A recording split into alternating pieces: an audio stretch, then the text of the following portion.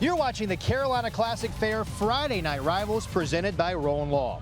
This evening, we hit the midway point in the high school football season with clubs from across the Tar Heel State jockeying for position in their quest for a conference crown. From Billings Stadium, it's Grimsley visiting Northwest Guilford.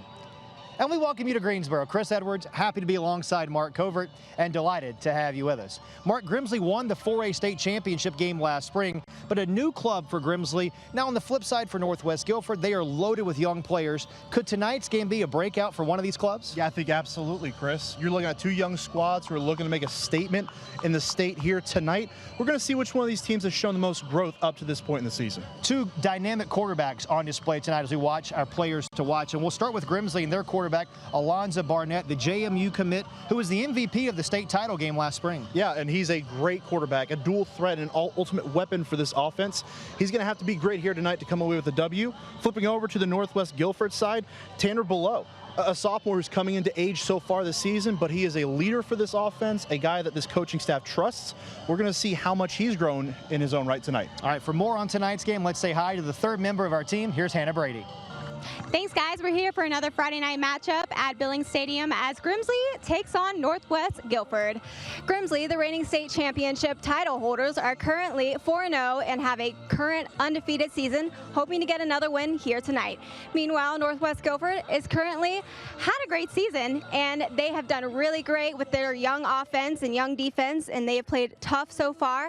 We asked head coach Kevin Wallace what his thoughts were coming into this game, and he said he just tells his players to treat every game like the opponent doesn't matter, and he wants to play tough and play hard. And he said they're currently 3-1, but could easily be 3-7 if they're not careful.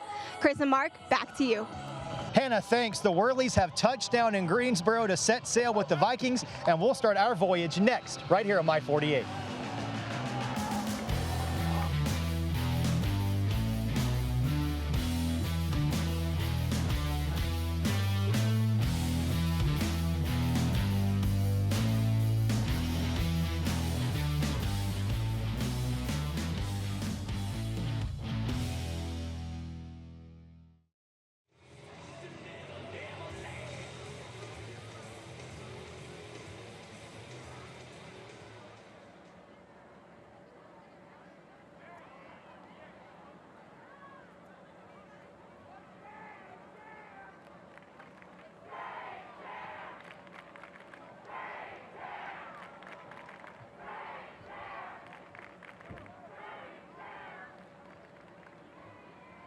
And the Whirlies win the toss and choose to defer.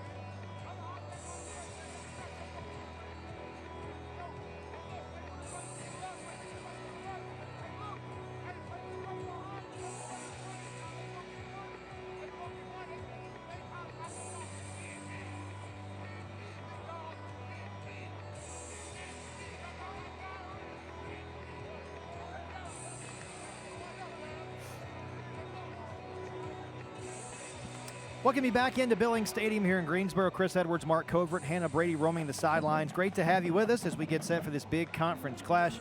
Mark, an opportunity for these two teams to make a statement not only to the league but to the rest of the triad that maybe they are contenders for a state title. Of course, Grimsley won that title last spring, but their head coach, Darryl Brown, said, you know, there's no pressure on us because this is a new team that has new goals.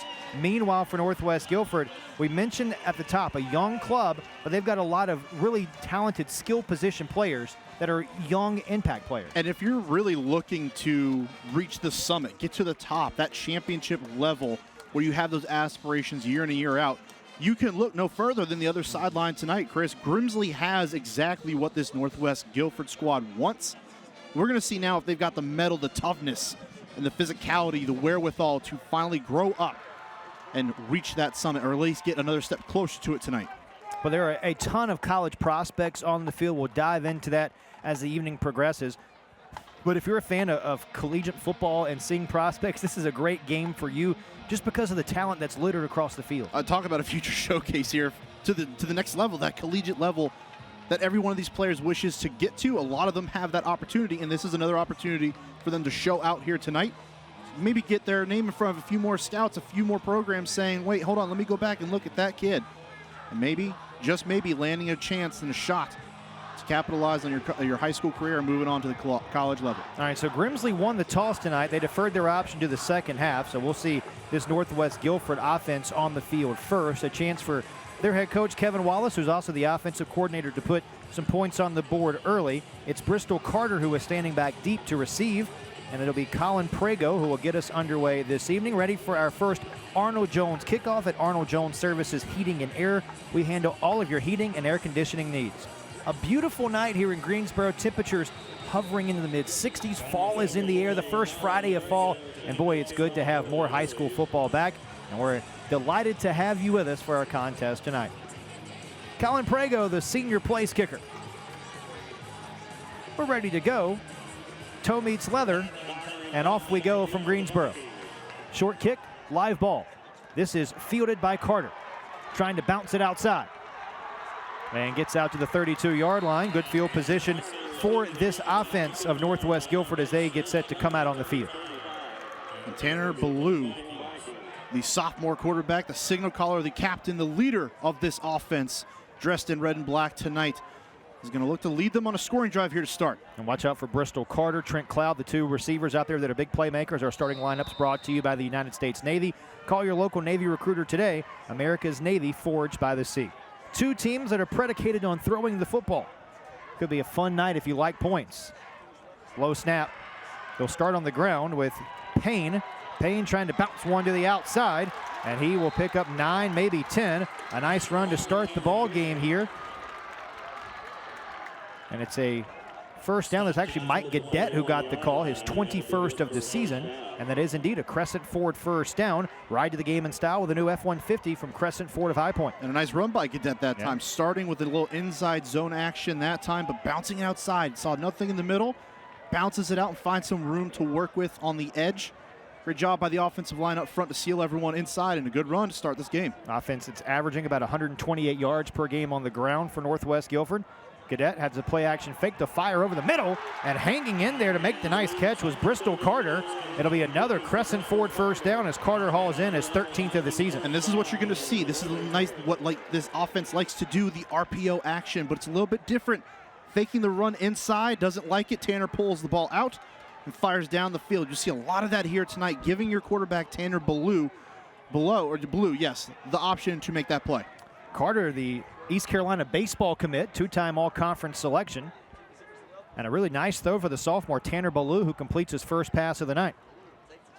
Going to throw again. Ball is out, and that'll be ruled an incomplete pass. Heavy pressure that time by Tamore Thompson, the 3-year starter who got his big paw on it and brings up a second down. Thompson is a terror on the defensive side of the football for this defense of Grimsley, and you just see the stats. 9 tackles for loss coming into this one, as well as 3 sacks leading the team. Just an absolute animal. No Travis Shaw up front on the starting lineup for Grimsley. Shaw, the 5-star player committed to the University of North Carolina, still working his way back from an off-season shoulder injury.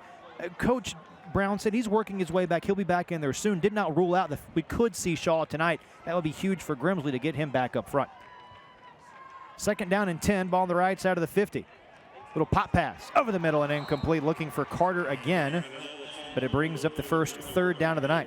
Again, you see that RPO action there, just really quick. It's not going to be a long delay here. People like to think maybe it's a play action, but Tanner below has the chance to hand that ball off, so he goes up the middle, but he's pulling it out based on what he sees up front. If there's pressure coming up the middle of the defense, he has the option to pull that ball out, keep it himself, or throw the ball down the field.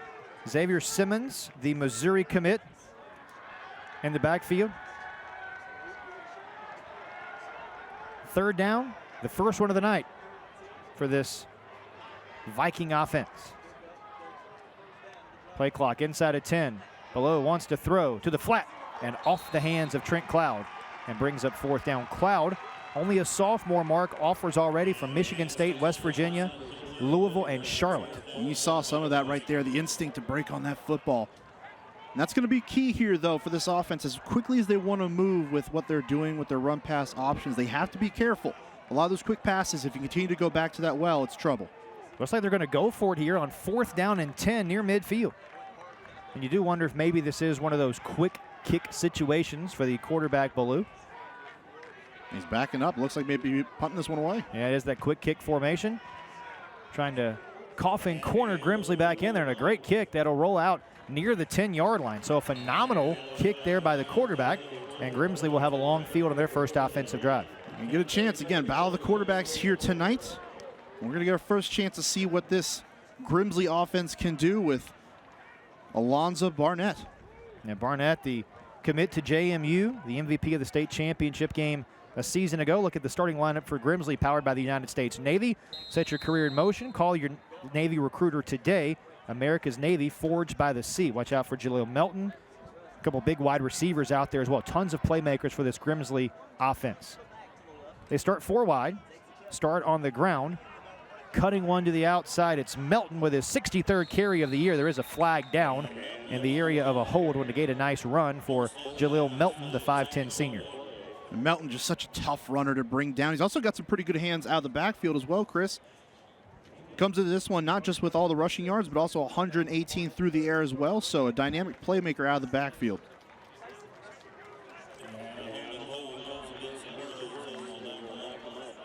Chris Barker, our referee tonight.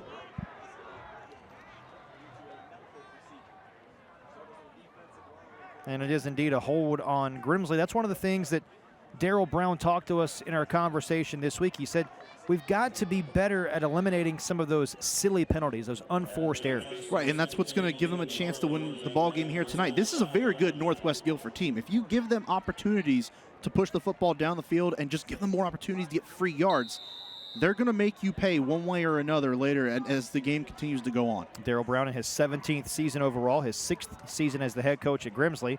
Now backed up deep in their own end. It's Melton straight ahead and gets out near the 15-yard line, carrying a couple of tacklers with him. Melton, a guy that Coach Brown said will play at the next level.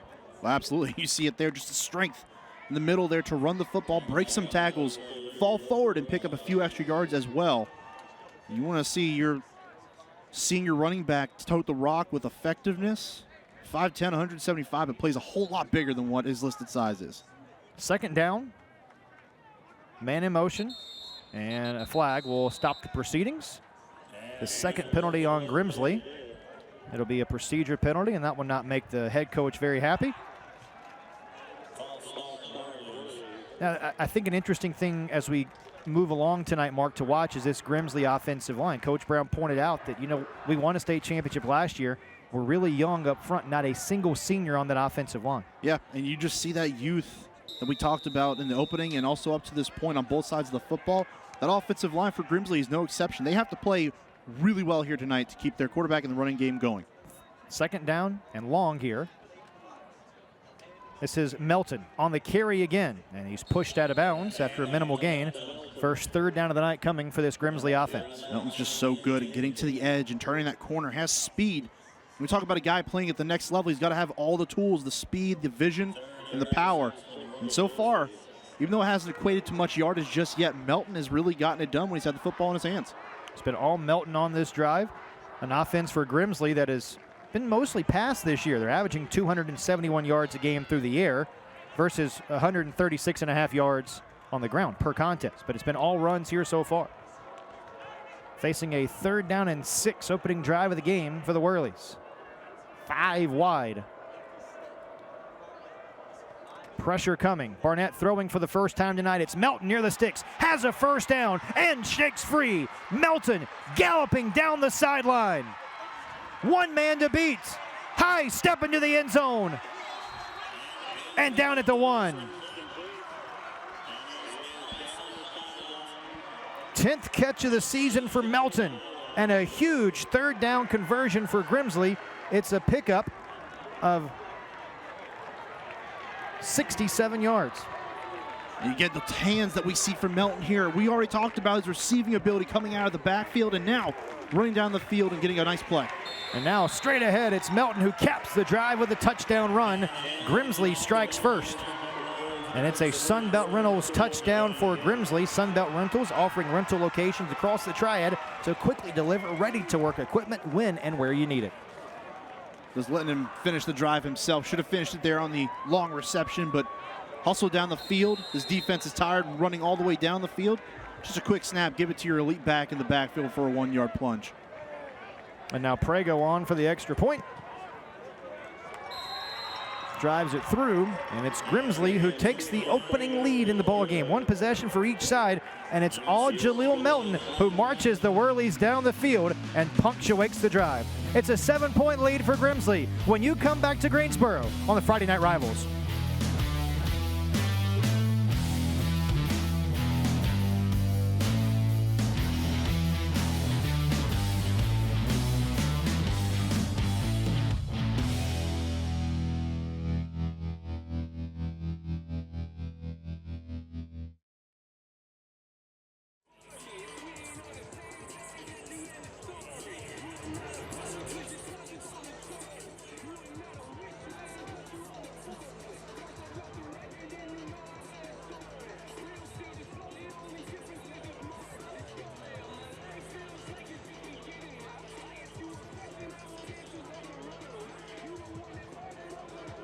Firing down back deep to receive the kick for the Vikings. And Prego sends the kickoff for the Whirlies.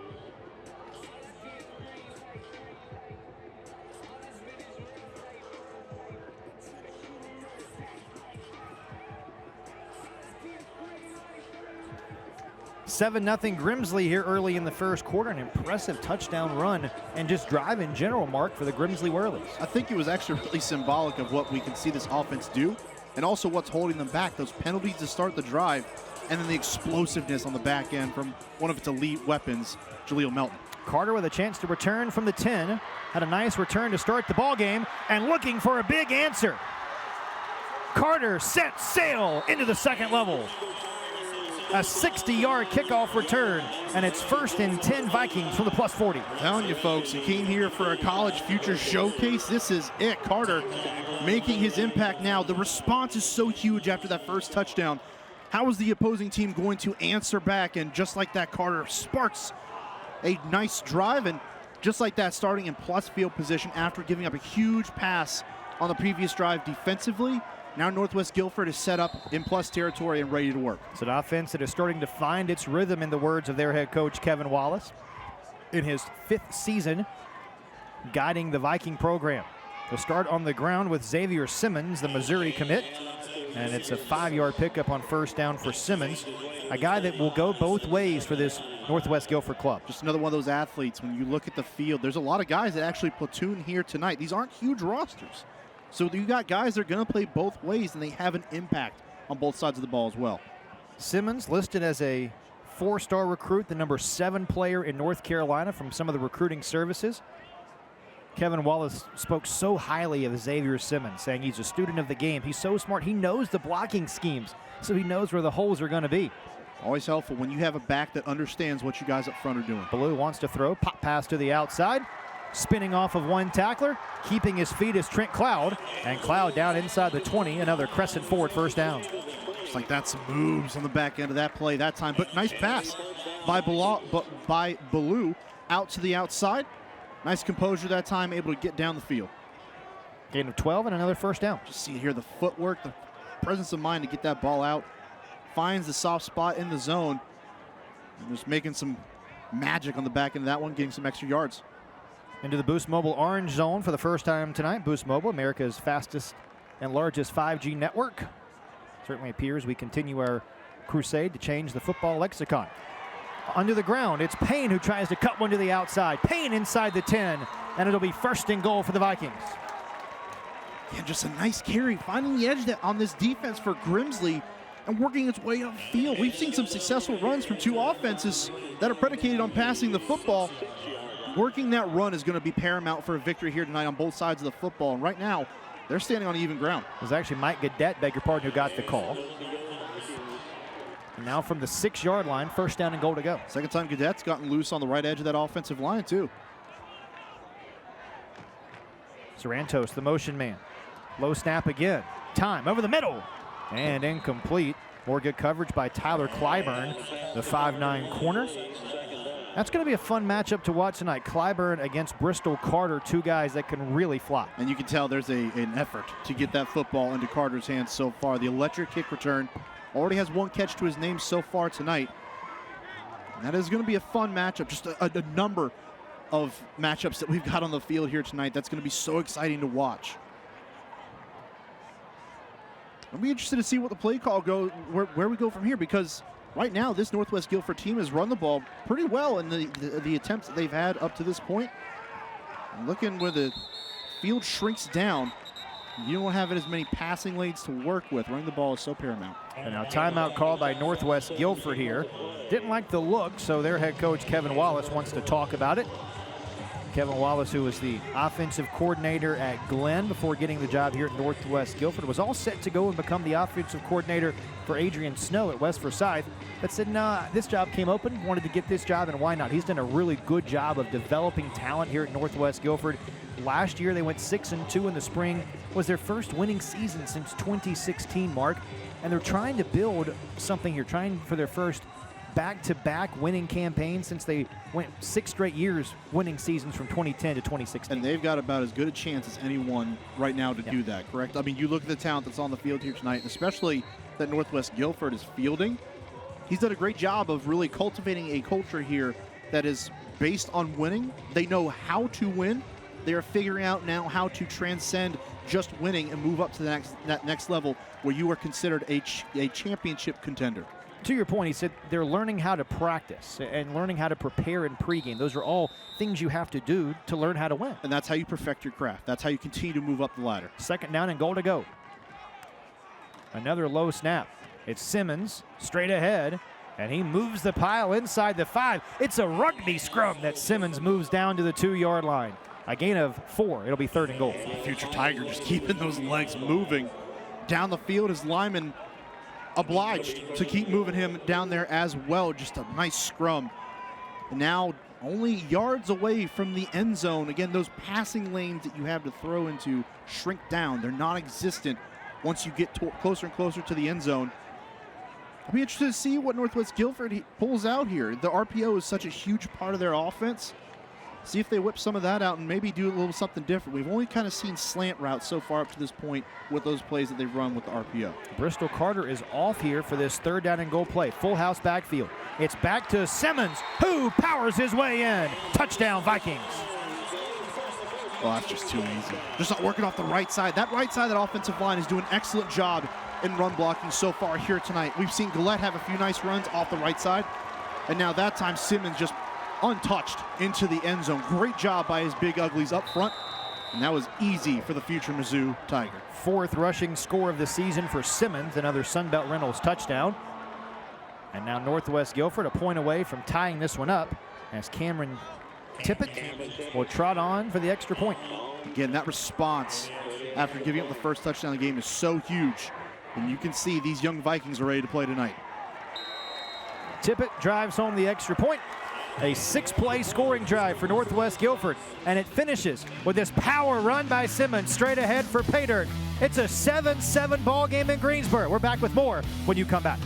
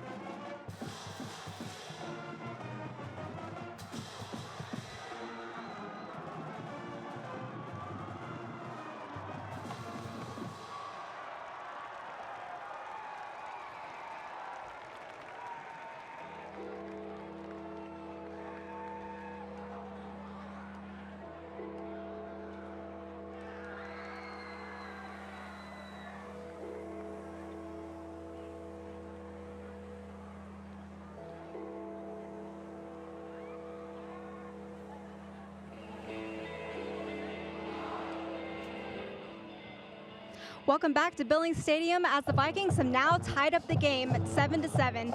We asked head coach Kevin Wallace earlier this week what culture he tries to establish, and he says he preaches to tell his guys grit, attitude, and toughness. And he says he wants his guys to be both mentally and physically tough as they go out each week on Friday night. Chris and Mark? Hannah, that's exactly right, and they're showcasing some of those pillars here early in the first quarter, Mark. I've been so impressed so far from both sides. We've got a potential great game here so far in this one, Chris, and it's just going to continue to get better. Again, we talk about how young both these rosters are and how they're still trying to find their way around this high school landscape in the Triad area. And right now, the talent is evident on both sides of the football right now. We could be in for a nice little contest, a clash of titans, if you will, here in Greensboro. Cameron Tippett ready to put it in play again. Boy, a good ball game here between these two longtime rivals, getting into the meat of conference play. This one sailing back toward the goal line and is returnable for Northwest Guilford. Comes this way for Antonio Shaw, and Shaw wrangled down shy of the 15-yard line. It's a 13-yard return, and 1st and 10 Grimsley, who set sail for their second offensive drive. And Shaw thought that was going to be a touchback. His left foot actually went into the end zone, and North Carolina high school football states if the ball goes into the end zone, it is a touchback. So as long as the ball doesn't sail into the end zone, it could be any body part, that ball is returnable. It's a live football at that point. So Grimsley starts 1st and 10 off their own 14-yard line. It was a steady diet of the run for the Whirlies when they started the ball game, but spread the field here on 5 wide. Melton, fake the fly sweep, quick out. Terrell Anderson hauls it in, and then he is chaperoned out of bounds by Christian White, the team leader with 2 interceptions this year. For Anderson, Mark, that's just his 2nd catch of the season. Yeah, just another one of these weapons, though, that really get to work within the space of this Grimsley offense. There's playmakers everywhere, and splitting 5 wide is going to be so challenging, trying to find who you're going to really guard one-on-one, because at that point it almost becomes pick your poison against this offense at Grimsley. After a gain of 11, a crescent forward of High Point first down. Northwest Guilford shows blitz. Design rollout for Barnett. Throws off his back foot and short hopped his receiver, looking for Anderson again. Another 2nd down coming. Short armed, a little alligator arm on that one. Just couldn't complete it. It's the first incompletion of the night for Barnett, who started the game 2 for 2. A 61-yard pass play, a 12-yard pass play. And now 2nd down and 10 coming for the Whirlies. Just the engineer of this offense is Alonzo Barnett. Yeah, it looks like we had a penalty there too, Mark. It was a hold on Grimsley. So now that one backed up 10 yards. It's 2nd down and 25. I don't know that I saw that flag. I didn't either. But nevertheless, Alonzo Barnett is going to have to really be a catalyst for this offense here tonight. Make sure he's seeing the field well and understanding when he needs to run and when he needs to throw. He's a dynamic athlete. He can work with his legs or with his arm. He's just got to make the right decisions and reads tonight. Back to the ground. This is Melton trying to spin off of a tackler. Ball nearly came loose. Good defensive play that time by Dylan Kesserling, the middle linebacker who is committed to Catawba to play college lacrosse, a 2-time all-conference pick, making his team best 34th tackle of the year. Just wanted to see how downhill this Northwest Guilford defense is going to play here tonight. Just how much are they going to crowd the line of scrimmage? Because we already noted how young this offensive line is for Grimsley. So Northwest has a chance to apply some of that pressure and see how frustrated, how confused this offensive line of Grimsley could really turn out to be. Last 3rd down, Grimsley hit a 61-yard pass play.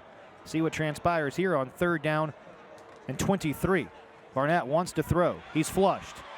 Scrambles and dances out of bounds. Another nice job by this Northwest Guilford defense led by Kesserling, their middle linebacker, ushering him out of bounds, and 4th down coming up. Just looked like he was spied on that time. Good pressure applied up the middle, shedding the tackles, working its way back inside. Barnett broke contain, but still had a spy on him that entire time, forces him out of bounds, well short of the sticks. Now Barnett is also listed as the punter, so we'll see both clubs, it appears, try to just quick kick it here. But it's actually listed as 3rd down, not 4th down. Thought we were at 4th down, but now 3rd down and 15, they're going to throw. Barnett rolls the pocket right. and just dumps this one down. Remember, there's no tackle box in high school football, and there was a receiver in the area. No flag. It'll be 4th down officially this time. Well, Melton was actually right in the area. I believe they were looking for a screen that time, trying to get it to him. Just nowhere to go. Great job by the defense of Northwest Guilford to flow with that play, stay with their men, and force the incompletion that time. That time, Barnett had nowhere to go with the football. You know, Coach Wallace, the head coach at Northwest Guilford, told us this week he really loves his linebacker corps. So those 3 guys in the middle, that's the cream of the crop. And Grimsley now wants to call a timeout. That's their first of the half. A little confusion here for the Whirlies. I tell you what, Northwest Guilford has been game here in the early stages, Mark. They're not overwhelmed by the game, by the reigning 4A state champs in their house in the second week of conference play. So what's the saying? If you come at the king, you best not miss. And right now, Northwest Guilford isn't missing. They're taking their shots and they're landing body blows against this Whirly team. This is a Grimsley team, Mark, that has won 14 straight games. That's the second longest active streak in the state.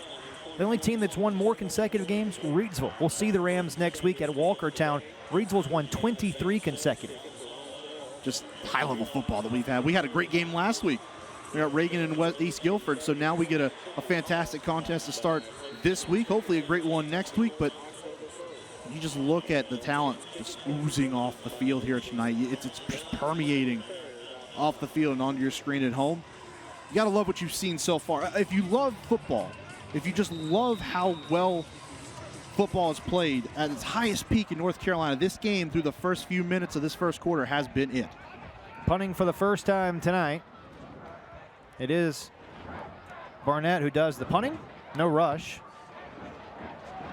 And this perhaps returnable for Carter, who instead watches it bounce. But more good field position coming for Northwest Guilford as they'll start from their own 40-yard line. And it looks like there is a flag down as well, so we'll check on the laundry here before the Vikings start their 3rd drive. I'll tell you what, I really love the rhythm that the Vikings were in on their last possession, really mixing in the run and the pass quite well that time. A lot of those runs were designed, I think. There wasn't a whole lot of RPO. But I really love how they attacked this defense of Grimsley on the last drive. Really took it to them. Didn't wait to see what Grimsley was going to do. They dictated the flow. And that's how they were able to put a scoring drive together. So block in the back on Northwest Guilford. So that'll back them up a little bit. So instead of starting from the 40, they'll start back around the 25, 30-yard line. So it should be Northwest ball from their own 25 if they mark off the penalty. For Northwest Guilford, that's their first infraction of the night. And a little confusion as we mark off the infraction. Now we're ready to go. I guess just a 10-yard penalty. So 1st and 10 off the 30-yard line. Even then, still fairly good starting field position. You're at the 30-yard line, 70 yards to go still, but much better than most. Play action. Ballou looking this way. Coming back to the football is Cloud, but he can't bring it in. Trent Cloud, just the sophomore. We mentioned the litany of offers he already has. Michigan State, West Virginia, Louisville, Charlotte. His brother played football here at Northwest Guilford, now plays football at Richmond. Just a sophomore. We talked with Coach Wallace about his maturation this week. Said, you know, he's still learning how to be a wide receiver. And that's such an incredible thing with all those offers, finding a way to still play on the offensive side of the football. Handoff and a gaping hole here for Mike Gadet, who's into the 2nd level and out near midfield. Another crescent forward 1st down. This engine getting warmed up for Northwest Guilford. And I'll tell you what, I don't know if they just don't know that Mike Gadet is out there because he is so small in stature, but he's working the right side of that offensive line again. Finding a gaping hole on the right side and taking full advantage of that one. A huge gain, his biggest of the night so far. A pickup of 18 yards, another crescent forward 1st down. And after just 2 plays, Northwest Guilford already approaching midfield as we approach the final 4 minutes and change of this opening stanza. Good one so far from Billings Stadium. Simmons straight ahead and just drags the man to the ground. How about the power run that time by Simmons? Finally wrestled down by Quarian Diablo, the outside linebacker. But a pickup of 6 on 1st down. I mean, how don't you love that running style? If you're an offense that's so predicated on throwing the football, when you run, you've got to make sure you're getting every single yard you possibly can. And you got a guy like Xavier Simmons back there toting the rock and finishing runs like that. It is huge for your team. Another low snap.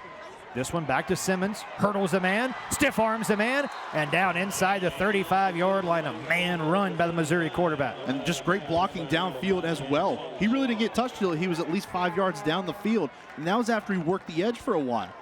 This offensive line on the right side is taking over.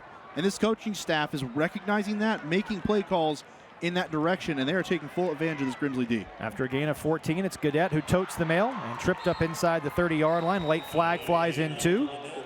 Might be in the area of a hold. And indeed it is a hold on Northwest Guilford, their second infraction of the night. You mentioned the offensive line for Northwest Guilford. They're another group that has no seniors across that offensive line. As a matter of fact, 3 juniors, a sophomore, and a freshman up front for the Vikings. I mean, that's absolutely wild, but think about what they can grow into. I mean, you just see how the future could possibly develop here. And I think any coaching staff in America would tell you, if you have a great starting 5 in front, there's nothing you can't do. If they can get everything going, change the line of scrimmage, win the battle in the trenches, you can get in business with anything. Ballou, little bubble screen, dangerous pass, but the catch is made by Cloud, and then Cloud tries to spin off a man, gets most of the penalty yards back, but it'll still bring up a second down and long formation. Really a nice job throwing the football that time by Ballou. Put the ball out in front of the receiver. You see it here. Great blocking down the field. That's a nice little play that was just run right there. And you can see Cloud fighting for yards. Again, if you want to get those offers and have them keep coming in, the sophomore fighting for everything while still learning the position. That bubble screen, is that like an extension of the running game for Northwest Guilford? Well, it could, and it's just another variation of the RPO that we've heard so much. Kevin Wallace told us about that, his offense really running through that. Bootleg, near side for Ballou. Gonna fire one downfield into the seam. It's Cloud again for the catch, and he's close to the marker. It was second down and long, and might be enough to move this chains. A pickup of 13 and another crescent forward first down for the Viking offense that right now, Mark, appears to be having their way. They are running on all cylinders right now. They are running the football well. They are throwing it with ease. And again, they are dictating the flow of this game right now. They are controlling the tempo, and this Grimsley defense has no answer for what they're doing right now. Kevin Wallace and his staff are calling a terrific game up to this point. Final 90 seconds of the opening stanza. Gaudette, and he's going nowhere. Thrown for a loss. Khalil Stimpson, the outside linebacker, right there to make the stop for a loss of 3. And just like that, they come right back down the field. Great penetration up front by this Grimsley defense. Stimpson sniffing that one out on his blitzing route. And right place at the right time, just see him blitzing straight through. Pulling guard that time just happened to miss the block coming around. It was a little trap. And just could not pick up Stimpson as he came downfield and stopped that play before he could get anywhere. Second down and officially 12. Being behind the chains tonight has certainly not impacted the Vikings' ability. Pressure off the edge. Oh, a big hit on Ballou, and just gets rid of that one incomplete, but he was sandwiched between a couple of defenders. Telmaray Thompson was the first man there, and he put a big hit on the sophomore quarterback. Yeah, it looked like Ballou was looking out into the flat that time, but his back just turned upfield. Right before he could ever actually have a chance to catch that football, just turned upfield right as Ballou got hit and got rid of that football. So, right play call. Just maybe a little bit of the timing being off that time and couldn't connect. Third down coming up for Northwest Guilford. They hand it away to Gaudette. Spins off one tackler, but cannot get away from the second. And we'll bring up a fourth down, but I believe there is a flag on the play as well, and there is. The Zebras have had a pretty busy night so far to this point. Well, to this juncture, they have not ruled anybody inbounds that was out of bounds. It was a hold against Northwest Guilford. Another penalty on the Vikings, their third of the opening quarter. Again, just really working in between the plays and giving this offense for Northwest Guilford, which right now does not need any help, and they're just giving them free yards. You can't do that. Darryl Brown told us about that this week. As you already alluded to, Chris, they can't be giving away free yards to an offense that's this potent. Interesting that Grimsley took the penalty yards to replay third down versus declining the foul and making it a fourth down situation. So now third down and 22 for the Vikings. And before the play, a whistle and a procedure penalty here against Northwest Guilford. And after such a promising start to the drive, it's become derailed by penalties. The fourth of the night, the second in as many plays for the Vikings. Obviously not going in the right direction now. But it is interesting because as you look at the field, you can only see one safety back on this defense.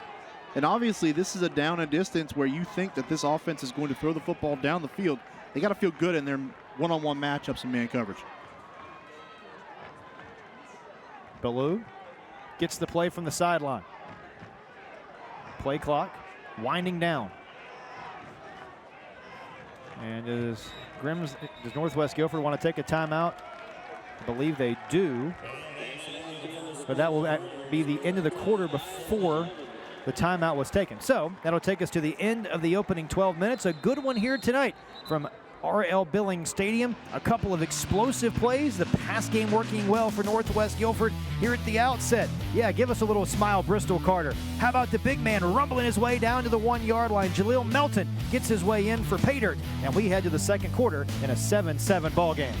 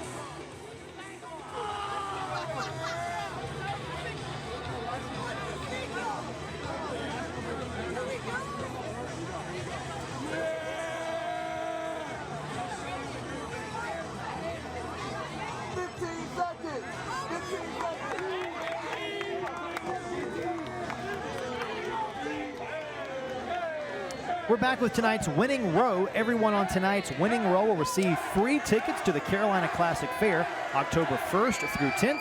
The Carolina Classic Fair, second to none in 2021. A lot of happy folks that are going to the fair. They're happy about this football game, 7-7, as we prepare to start the second period of play, Mark Covert.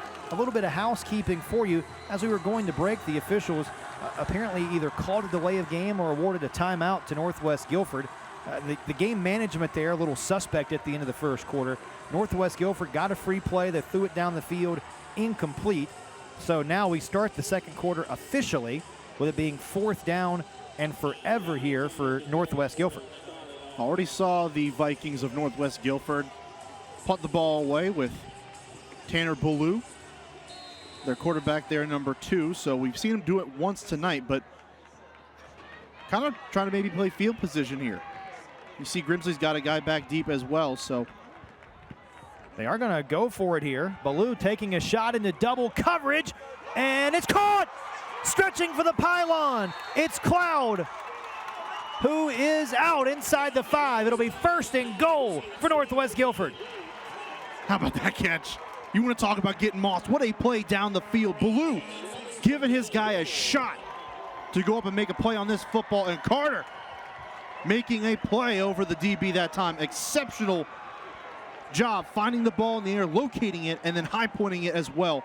A great play all around. A gain of 38 yards for Bristol Carter.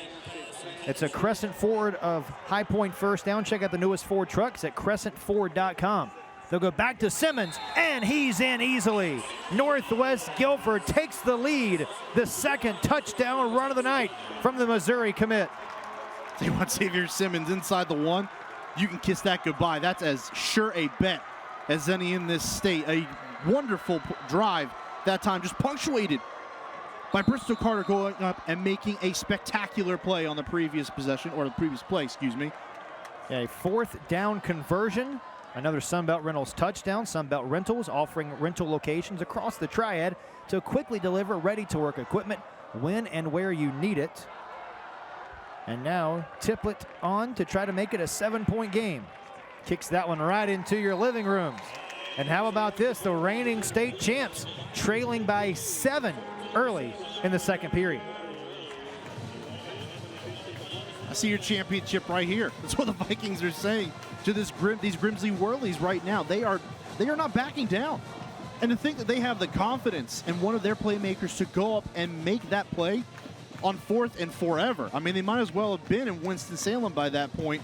Just what the confidence that is coming off of that Northwest Guilford sideline. You can feel it from up here in the booth, Chris. It is massive. You can just feel it the whole way up here. And with a young team like Northwest Guilford has, how much do those plays, where it was a 4th down conversion, you give it to your big upperclassmen there, how much does that boost the confidence and boost the hey, we can do this on that sideline? Massive. They are huge confidence boosters. And really, there may not be any plays that come up like that would be bigger. I mean, just look at the play in and of itself. You're talking about 4th and forever. And it's one play, and it was about in double, maybe even triple coverage. Bristol Carter, have yourself a play and a night so far, young man. Ready for the Arnold Jones kickoff? Get your heating and air conditioning fall tune-up special from Arnold Jones Services Heating and Air Conditioning. Slipping there on the kick was Tippett, and this is a returnable football for one of the upmen for Grimsley, but swarmed under there shy of the 40-yard line. It was Khalil Stimpson who was able to pick it up and get a couple-yard return there. Now we'll see how Grimsley responds. This is a Grimsley team that is used to being down. They were down 12 at halftime a couple weeks ago at Reagan.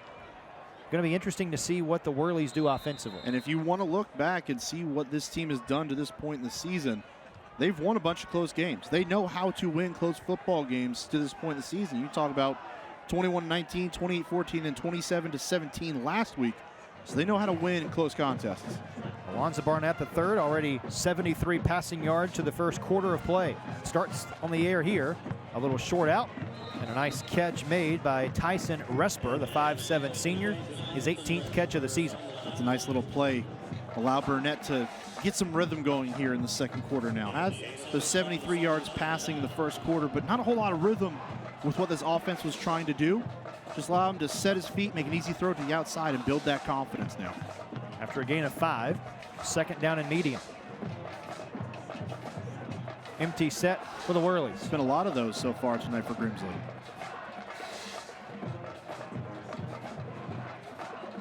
Melton in motion. They fake the sweep. Barnett, plenty of time. Down the seam, skying up was Noah Albright, but he couldn't haul it in. Good coverage in the secondary that time by Northwest Guilford.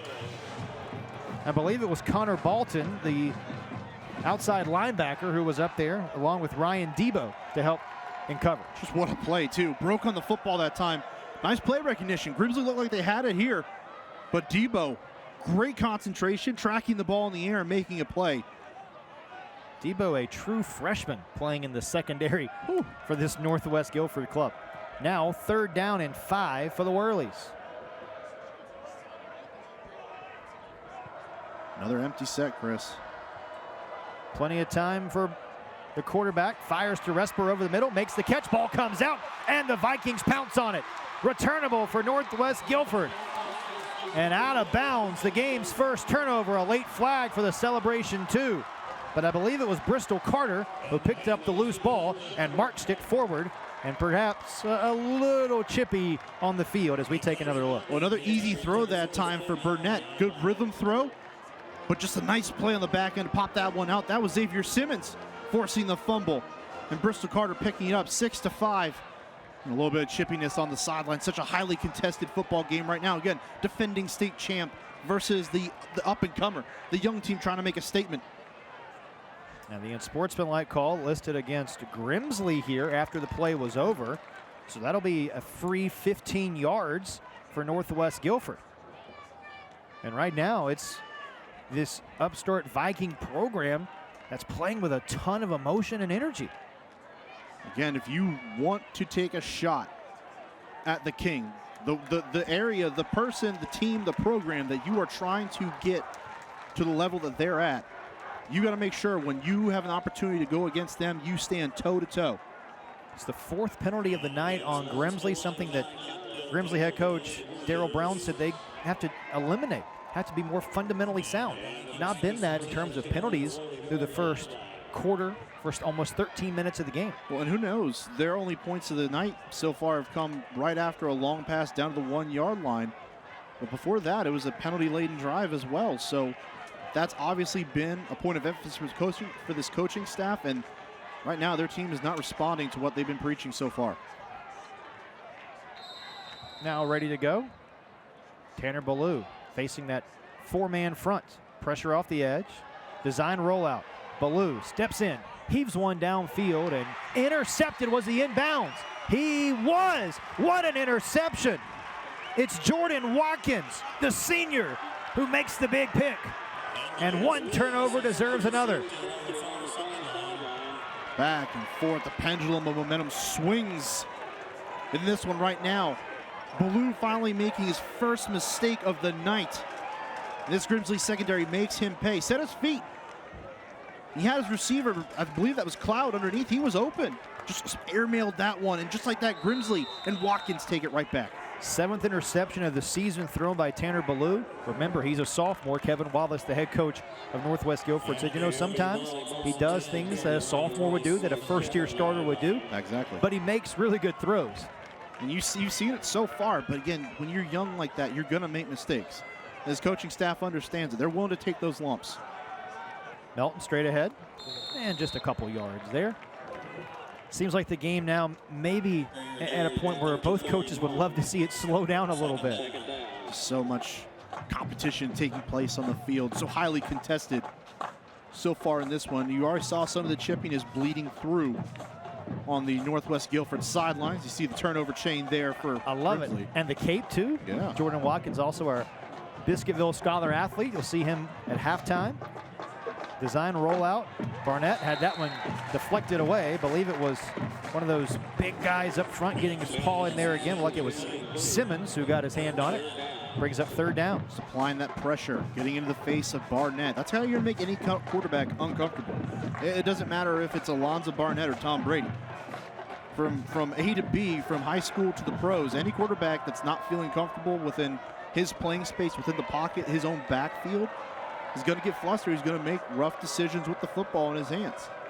And to this point, this Northwest Guilford squad defensively has done a really good job of unsettling Alonzo Barnett. 3rd down and 7. Again, empty here for the Whirlies. Pressure. Now Barnett going to run. Eludes a tackler and does a dance to get like 8 yards and move the chains. Should be good enough for another Crescent Ford first down. Check out the newest Ford trucks at crescentford.com. You see there the decision-making by Barnett. Just pulling the ball down. Didn't see anything. He can take care of business himself, get upfield, and finish that run off with the first down. Nice decision that time by Alonzo Barnett. 2 minutes gone in our second stanza. Grimsley has given up 14 straight points, trying to knock this one up. Their opening drive of the second period. It's Melton straight ahead for another 5-yard gain. Those nice runs. They may not be explosive. They're not the plays that are gaining you 20, 30, 40 yards. But as the game wears on, you continue to hammer away against this defense. Those are going to be the plays that will eventually add up, and they will matter in the end because 3, 4, 5 yards will eventually turn to 6, 7, 8, 9, and 10. Already 6 carries for Melton tonight. Remember, he had that big catch down to the 1-yard line earlier in the game. Northwest Guilford shows blitz. Plenty of time here for Barnett. Now he's flushed. Going to try to do it with his legs again. And he's wrangled down from behind. Good open field tackle that time after a gain of 4. And brings up another 3rd down. You can kind of see what Northwest Guilford is trying to do defensively. If they are bringing pressure up front against that young offensive line that the Whirlies have, they're also adding a spy that's going to look right at Alonzo Burnett. So if he takes off outside the pocket, you've got a Viking following him wherever he happens to go. And they're making that a point. They're not going to let this quarterback beat them with his legs. 3rd and 3. More pressure. This is Melton straight ahead, crosses midfield, moves the chains again for this Whirly offense. You know, Chris, they already got a touchdown drive. Again, really helped by a long passing play, but this may be their best drive of the game to this point so far. Very methodical, staying on schedule, and handling their business. Playing really well up front and moving that ball down the field oh so slowly. After a 7-yard gain. 7th play of the drive. And look at this formation. 3 receivers bunched to the bottom of your screen. Usually a formation like that is a lot closer to the line of scrimmage. And now timeout called by Grimsley. That's the final timeout for the Whirlies and head coach Darryl Brown, who wants to reset. And while they reset, we'll take the timeout to 2.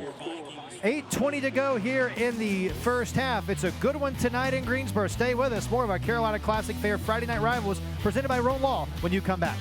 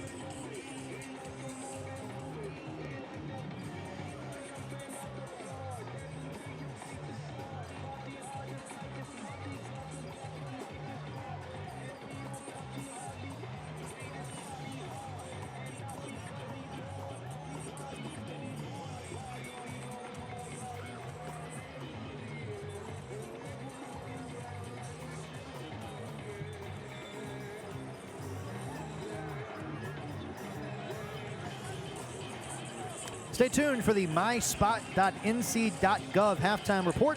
Coming up in a few minutes, we'll have this week's Scholar Athletes, participating school interviews with the principals, highlights from across the country, the first half of our game, stats, and more. All that's coming up in about 8.5 minutes of game action. But a good one here in Greensboro, Northwest Guilford, the upstart young program. A 7-point lead over the reigning 4A state champs. Taking it to the Kings so far. Making their own claim to the rest of the state that we're not just an upstart, guys. We're here to play some football at the highest level, and there's no better opportunity than the one they face here tonight against the defending champions. 1st and 10, Grimsley from the right side of the 50.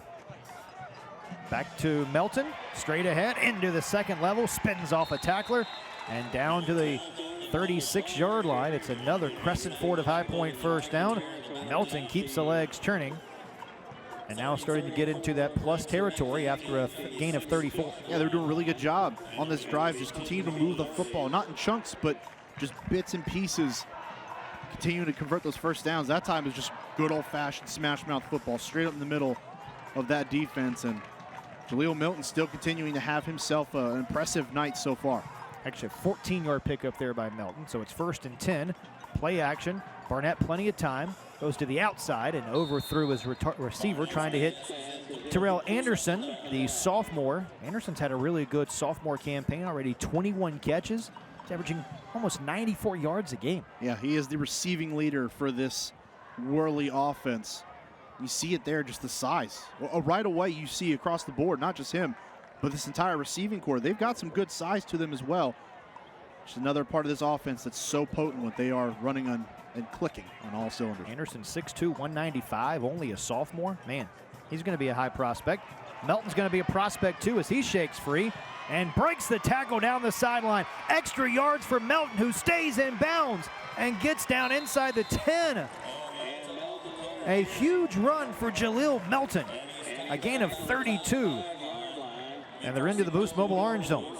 Chris, I can't help but think, right before that play, he's wearing number 15. It looks almost a little bit like Ezekiel Elliott when he played for Ohio State. Just breaking it back inside, shows the burst to the outside, breaking inside with the instincts, and then finishing off with the power. Back to the ground, Melton lowers his head and is stonewalled nicely inside the 5-yard line. Another really good tackle that time up front by Gabe Salazar. Looked like it was Carson Shelton that was also in there too, Mark, sorry. That's just punch for punch right now. I mean, these two teams are going at it. And just when you thought Northwest Guilford might start to put a bit of a hold, a stranglehold on this football game, Grimsley's now fought back. Barnett rolling, looking, now going to reverse field. He's got some blockers that way. He directs traffic, sidesteps one defender, and scores! One of the best 2-yard runs you'll ever see. And it's Grimsley who's right back in it. I'll tell you what, if it wasn't one of the best, it was one of the longest. Great play, though, that time. Barnett reversing field, didn't find anything on the rollout, and there was no one on the backside of that play pursuing him for Northwest Guilford behind the line of scrimmage. Locates that, runs back across the field. Had a few targets open the end zone, but if you can finish it off yourself, why not? Sure bet. Barnett finds pay dirt. Another Sunbelt Reynolds touchdown for Grimsley. And now Colin Prego will try to knot it up. Sneaks that one inside the upright. And as we approach the midway point of the second quarter, a barn burner here at Northwest Guilford. It's the Whirlies who spin their way down the field. Barnett running for his life. A great 2-yard touchdown run. And it's 14-all midway through the second quarter when you come back.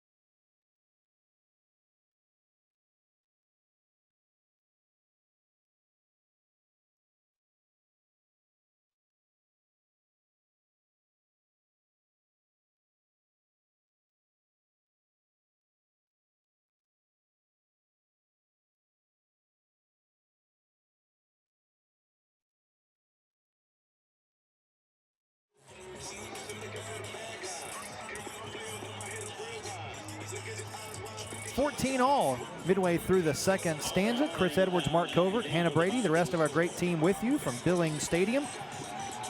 It's like a heavyweight fight here in the first half. Round after round, blow for blow. These two are going at it right now. Might be a case of which team has the football last. And I know we're still a long way to go, but shaping up that way. Ready for another Arnold Jones kickoff. As Prego with a pooch kick. This is returnable north of the 30-yard line. Shimmering free is Christian White. And White out across midfield. A nice return of 22 yards before he's drugged down. And it'll be 1st and 10, Northwest Guilford, as they start on the right side of the 50. I gotta wonder if he actually set that up by himself. White just worked his way back towards the middle of the field and maybe just was trying to lure that return team, or not the return team, but the kickoff coverage for Grimsley back to the middle. He cut right back outside and got all those yards. A nice play that time by White. You take a shot down the field if you're Northwest Guilford here? I think about it, they haven't yet. Fumble, another loose snap, and I believe it was Grimsley who pounces on the football, and they do. The Whirlies fall on it. And it's Nick Richardson who comes away with the fumble recovery. This was only a matter of time before there was going to be a turnover on one of the snaps. All night long so far, if there has been one bugaboo that we have not brought up yet with this Northwest Guilford offense, it's been the way the ball has been snapped so far tonight, almost all of them have been low.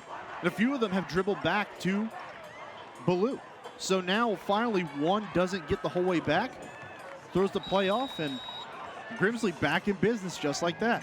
Second turnover of the night for Northwest Guilford. Your point well taken. A lot of low snaps by that center quarterback exchange tonight. So now Grimsley trying to take the lead and see if they go back to Melton, who's already got 66 yards rushing tonight on just 9 carries. Play action.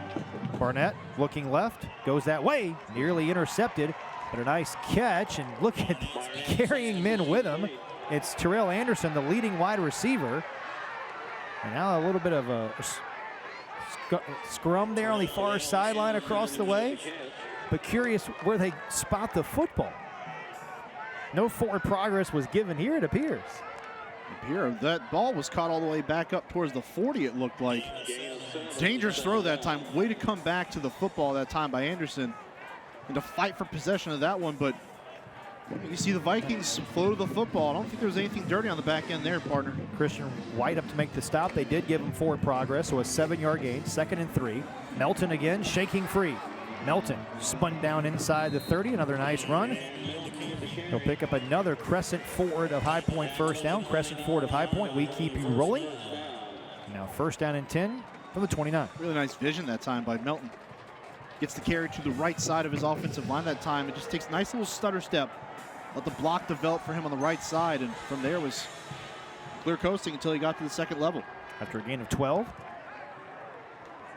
Already the 6th first down of the night for this Grimsley offense. Have not led since it was 7-0. Plenty of time. Little out, looking for Anderson. Comes back to the football. Stays in bounds. Tiptoes the sideline. And will set the Whirlies up near a 1st and goal to go. Just a physical specimen, Anderson on the outside that time. Burnett gets the football out to him. A little low back towards him, but Anderson no trouble going back and getting that one. And then just does it all the rest. Talking about a guy who's a wide receiver and an outside linebacker on the roster. Gain of 18, 3rd catch of the night for Anderson. Now 1st down and goal to go for the Whirlies. Back to Melton. Melton shakes his way inside the 5. And after a minimal gain of 6, it'll be 2nd down and goal. I'll tell you what, this has been a different Grimsley team, I think, that we've seen the first few drives. All those penalties have gone away. You're starting to see the potential that this offense has. And there's an injured Viking down on the field, too. Looks to be Carson Shelton. And it is indeed Shelton, who has helped to his feet. And you wonder, Shelton maybe had the wind knocked out of him. It is a cool night, one of the first true cool nights that we've had in the Triad as fall is beginning to descend here. And you wonder, maybe do you worry about cramps because it's been so warm now, becoming cooler at night? Well, and I don't think it's just that it's gotten cooler. It's actually significantly cooler than I think any of the games we've really broadcasted up to this point so far. So, yeah, the change in weather presents some challenges, especially for this athletic training crew. Make sure that these players are kept in tip-top shape as best as they possibly can. Just a beautiful night for football, though. Gorgeous. Nice and cool. Everyone wants to talk about football weather. This is football. Oh, we're getting close, bud. I don't know. Make it about 30 degrees cooler. That'll be even better. Yeah, it's football. A little bit of white on the ground, too. Spoken like a true offensive lineman. Oh, yeah. All right, 2nd and goal here for Grimsley, just outside of the 6. If you're Darryl Brown, who are you looking toward? Melton. Easy answer. I mean, really, Jaleel Melton's been your bell cow so far to this point. He's done an excellent job of really running downhill, picking up momentum quickly and getting downhill in a hurry. Inside the 10, that's got to be your guy. High snap. Still loose. And a scrum near the 20-yard line. But it was Grimsley there to recover the fumble. I believe it was Albright who fell on the football. It was Noah Albright. And so we talked about the low snaps for Northwest Guilford, and now a high snap over the head of Barnett. And Albright, good hustle to get back to that football and save this possession for the Whirlies. But now 3rd down and goal from the 17-yard line. Is this an obvious passing down? No more do you go to Jaleel Melton here. It's a little bit different. Terrell Anderson's been your guy down the field so far to this point. You can see one safety back for the Vikings. Take a shot into the end zone and see what number 8 can do with the football in the air. And Darryl Brown wants to talk about it using his final timeout. By the way, I would like to point out that with that touchdown earlier for Grimsley, they've now scored in double figures in 29 consecutive games. It's the 10th longest active streak in the state. Is that good? I think so. Remember, Grimsley enters play tonight having won 14 straight. It's the second longest streak in our state. The last loss for Grimsley, October 4th of 2019, lost to East Forsyth by 21-20. So it's been a while. Another one of those programs that has a ton of historical depth to it. And Grimsley's been around for a while. And this is a program that prides itself on tradition, on excellence. Last season was just another shining example of that. And right now, they've got a pretty good test on their hands here in the Northwest Guilford's territory. Hannah Brady on the sideline has more on this Grimsley football program. Hannah? Thanks, Chris. Yeah, we're down here on the sideline, and the Grimsley offense has found their way back on the board, 14-14. And we asked Coach Brown earlier this week if he felt any pressure, being the state championship title holders. And they said that he wasn't really had any pressure. He said that they come in every week trying to play the game that they're supposed to and just be the best that they can be every time. Yeah, you're exactly right, Hannah. No pressure on the club. A lot of young guys, a lot of new faces. And now trying to convert this third down and goal-to-go situation to the end zone. And a leaping attempt from Albright is incomplete. Now, more questions for Darryl Brown.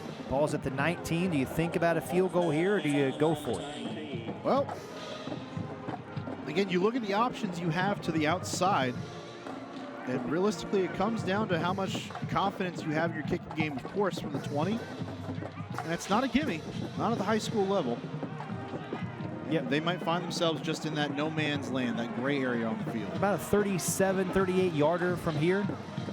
We saw Northwest Guilford convert a big fourth down earlier this quarter. Can Grimsley do the same? On 4th and goal from the 19, Barnett with pressure. Flag is down, and Barnett down inside the 15-yard line. He'll be short of the marker, but this should be a turnover on downs. You imagine a Northwest Guilford would decline this penalty if it is indeed against the Whirlies. Right now it's a 6-yard gain, but still would not be sufficient to keep the drive alive. We'll see. The Vikings are awful confident against the offense of Grimsley, and it is. Blocking the back there against Grimsley, so the turnover on downs. Remind you that coming up in about 3.5 minutes of game time, we'll have the myspot.nc.gov halftime report, which will include this week's Scholar Athletes, interviews with the participating schools, highlights from across the country, first half stats, and more. Stay with us. A lot coming up at halftime. But a lot coming up here as we finish the last 3.5 minutes of this opening quarter between these two longtime rivals. Tell you what, halftime's just your chance to catch your breath. It is. From their own 14-yard line, bubble screen. This is Cloud. And Cloud dances his way out across the 30-yard line. I think moving more like a cumulus cloud there as Trick gets up the field. Yeah, he was that time, Chris. And I've just been so impressed by a guy who's still learning how to play on the offensive side of the football. Cloud has been so good at not just doing his job as a receiver, catching the football, getting yards, but understanding what his job on the field is. That time, setting up his blocks and following his blockers, not trying to get too cute with it, trying to work the sideline a little bit, and picks up another fresh set of downs. Gain of 16. One timeout for the Vikings. Over the middle and dropped. Trying to hit Bristol Carter, who had a ton of running room if he could shake free. And I'll tell you what, he knew it. And that's what the issue was that time, was him just knowing that he had all that room to work with. You see it here. Just gets his eyes upfield too soon and loses the football. He knows he had a big chance to make a huge play in this football game, the first half winding down, and just can't convert. Below 6 of 15 tonight. Really nice game for the sophomore quarterback who was playing JV football in the spring. Dumps one to Cloud, double covered, and able to pick up just a couple of yards to bring up third down. Still give yourself a chance to open up your playbook a little bit. You get even those few yards. Yes, does it get you a first down? No. But you still give yourself a better opportunity to pick up the first down now because you had an effective second down play. Final 3 minutes of the first half. third down and 4 after a gain of 6. Gotta think Trent Cloud's been the guy so far here tonight in the passing game. Look to go to him here. Another low snap, and Cloud is, or beg your pardon, Ballou is pounced on in the backfield, trying to get it to Cloud there, but another low snap. Colin Shokes, the freshman center. We haven't talked a ton about that, but a freshman at center, you know how important that position is on the offensive line. They'll always tell you, you can't have any play if there's no play to begin with, and that all starts in the middle of that offensive line. The snap has to be clean to keep everything on schedule and not delay the play any more than it has to, especially when the snap is low. Now 4th down and 8. We've seen Ballou quick kick it a couple of times tonight. Looks like he's going to do it again. And nearly had it blocked, but gets off a whale of a kick. And will be down just outside the 30-yard line. You know, you hear a lot about basketball teams at the end of a half trying to go 2 for 1 with the shot clock, 2 possessions in the last 30 seconds. Well, a chance for Grimsley to almost do that here. The Whirlies get the football to start the 3rd quarter. If you punch one in here, Mark, maybe you get some momentum back, and then you get a chance to get the football to start the 3rd period. And I'll tell you what, I wouldn't be surprised if Grimsley takes a shot here to start this possession either. We have not seen them do that to this point in the football game, to start to move that football down the field. Again, one high safety this time. Bristol Carter's the only one back deep. Another empty set for the Whirlies. Barnett wants to throw. This way for Resper. And Resper giving forward progress to the 35. It's a gain of 4. Resper, a nice wide receiver in his own right, too. Comes into this one with 17 catches for 258 and 5 touchdowns through the air. So a reliable target. Again, a nice rhythm throw that time for this offense, and Resper had nowhere to go after the catch, but still a nice game. No timeouts for Grimsley, down to 90 seconds for the half. Barnett, little bubble screen. This is hauled in by Anderson. Anderson into the 2nd level. Anderson still on his feet, and he's run down from behind inside the 30-yard line. Clock will stop to move the chains, but a nice touchdown-saving tackle in the 2nd level. And it's the play calls like that that really going to dial back some of that pressure that this defense for Northwest Guilford is bringing. Good tunnel screen to the inside. Anderson beats his man. Great blocking down the field. A nice convoy.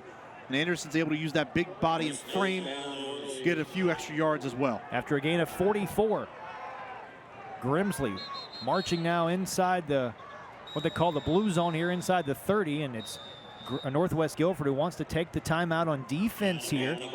You like this timeout by the defensive staff? I love it, because you just give up a big play like that. Your defense may be reeling just a little bit. Again, half of football has been so highly contested. Each team's going to be gassed to a certain regard right before the half. Get your guys to settle back down and say, hey, look, we've got an opportunity to still hold them here. They are still almost 25 yards out. So make sure you're handling your assignments, not playing hero football, but having the accountability that you're going to hold your teammates to and maintaining that standard for yourself. Grimsley 4-0, Northwest Guilford 3-1. You can make the case that both of these clubs have been battle tested here early in the season, and now getting into the 2nd week of conference play. We talked about it at the outset, the halfway points of the regular season. It seems like it's moving time for these teams. Well, and I think when you look at the matchups that we have across the state this week, this has to be one of the marquee ones. Not just because of the names that we have here, but the potential fallout from the outcome of this game. Again, you're talking about the defending champ going up against the up-and-coming program in Northwest Guilford. And if the Whirlies happen to come out of this with a victory, it's another hard-fought win. But the Vikings take it. That's a marquee win for this program to move forward on. Under a minute to go from the 25. Barnett wants to scramble.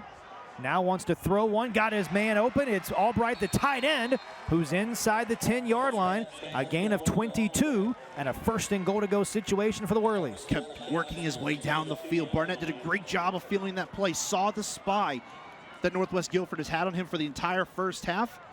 Kept his eyes down the field, not looking to run, but to pass, and finds Albright. Barnett back to the ground. It's his Melton straight ahead. Melton maybe a yard.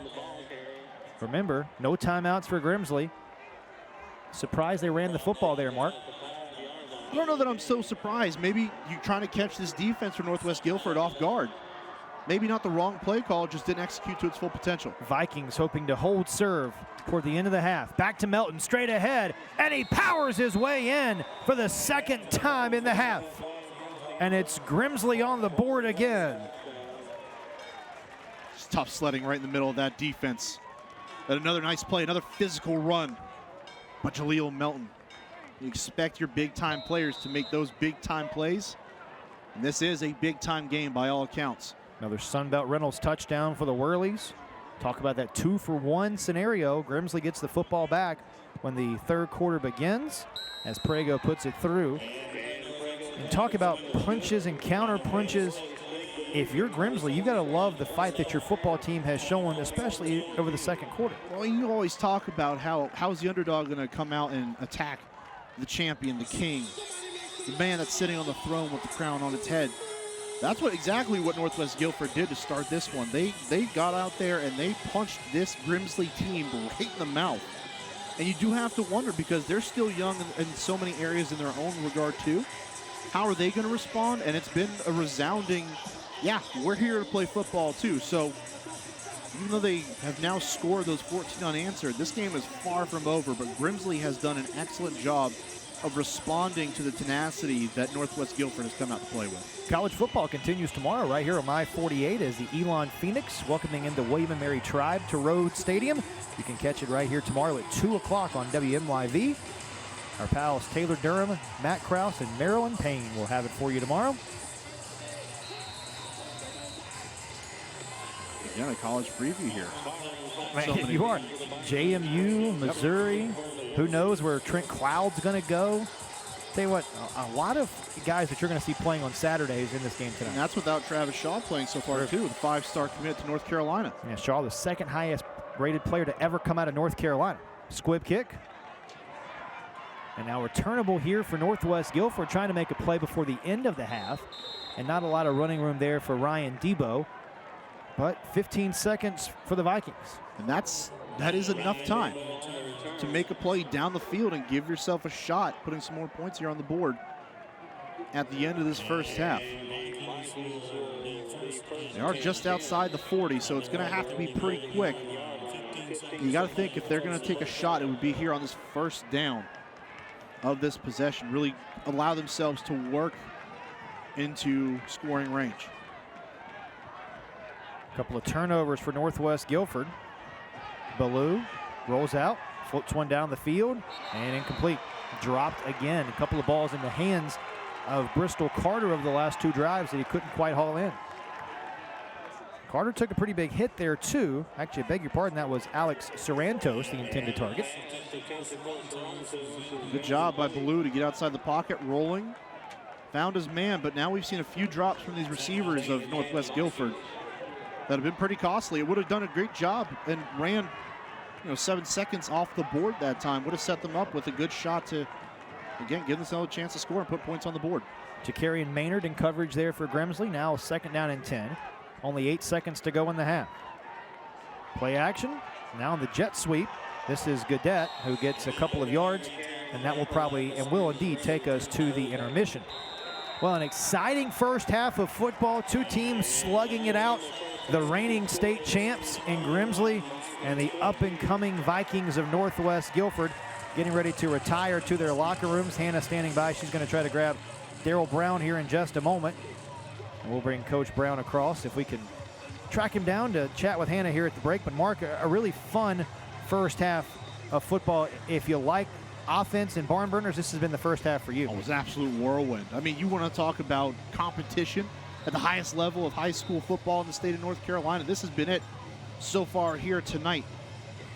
Grimsley coming in defending their title as state champ, and Northwest Guilford trying to get on that level. They came out, landed a few punches, but Grimsley responded well, and they carry that 7-point advantage into halftime. It was Northwest Guilford who came back, tied the game at 7, punched back, took the lead. Then it was Grimsley scoring back-to-back touchdowns thanks to a couple of turnovers forced by the Whirly defense. Yeah, and just some of those errors were a little bit unforced. Really, you could look at both of them and say they were a little unforced. The low snap leading to a fumble that Grimsley recovered, and then just a high throw from the sophomore quarterback, Tanner Ballou. Just forcing that one down the field, and to Grimsley's credit, capitalizing on those opportunities and turning them into points. Will be interesting to see the adjustments that the two teams make as we get ready to start the second half coming up in just a little bit. What do you think the biggest adjustment or the biggest thing these two teams are talking about right now? Well, if you're looking at that Grimsley sideline, it's just making sure when you come out of halftime, yeah, you're probably going to see the same response that Northwest Guilford had in the first half coming out of halftime as well. They're going to come out fired up knowing now that they've got a puncher's chance. And for the Vikings of Northwest Guilford, come out and play assignment football. Do what you know you can do and allow your quarterback, Tanner Ballou, to work in space. All right, stay tuned. We'll have more coming up from Billings Stadium as we get ready for the myspot.nc.gov halftime report.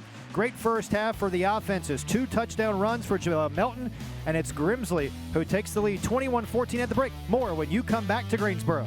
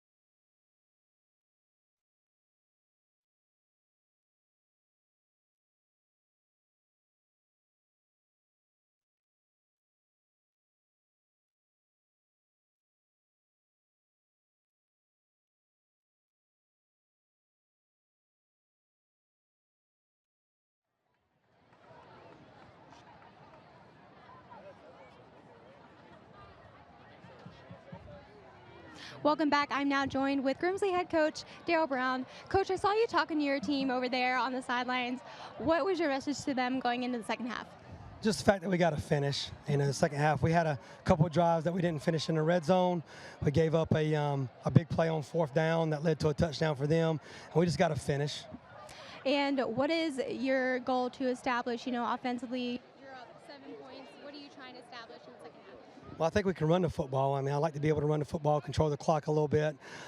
We really, have only stopped ourselves with some penalties. So we got to do a better job of not getting ourselves in the hole with penalties early.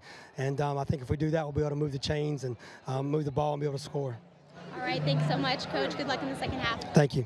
We'll be back with more after this next break.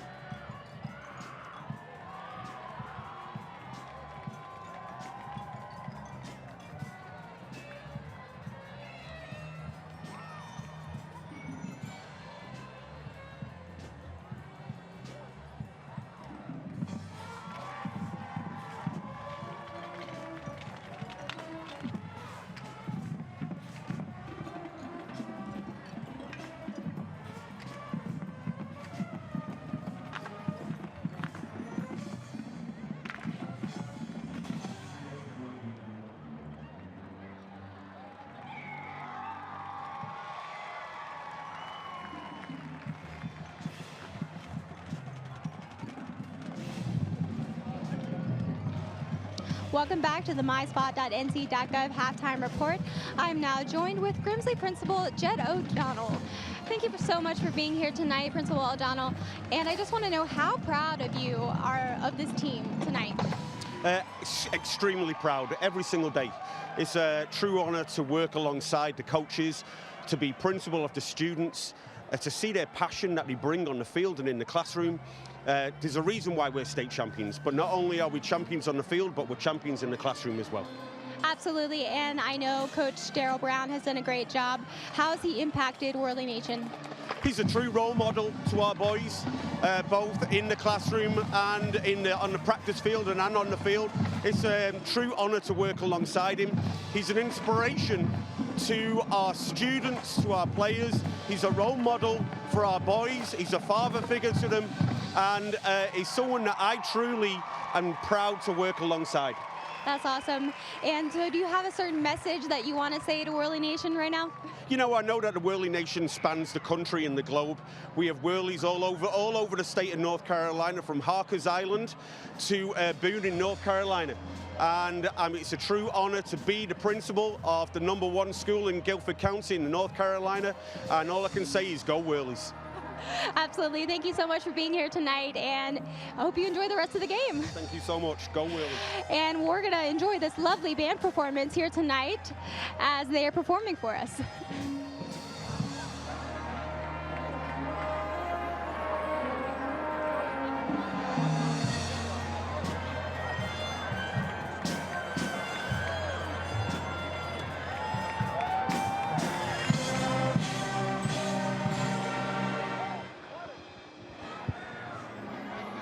Welcome back to the myspot.nc.gov halftime report. I'm now joined with Northwest Guilford Principal Ashley Young. Thank you so much for being here, Principal Young. So what sets, your Vikings athletics apart from other schools in this area? So we have a very long history of sustained excellence of athletics. We've won the Wells Fargo Cup Conference Championship for the last 14 years in a row. We have a lot of amazing athletes. Our students are awesome. Our coaches are amazing. And it's proven year in year, year after year. Awesome. And what, besides athletics, what is also unique about Northwest Guilford? I'm so proud of our amazing staff, our amazing students. We have an awesome organization, our PTSO. We have other community organizations that really help support our entire student body, and I'm so, so proud of being the principal at Northwest High School. Well, we're certainly glad to have you here tonight. Thanks so much for joining us. Thank you so much for being here. We're so happy to have you. Thank you.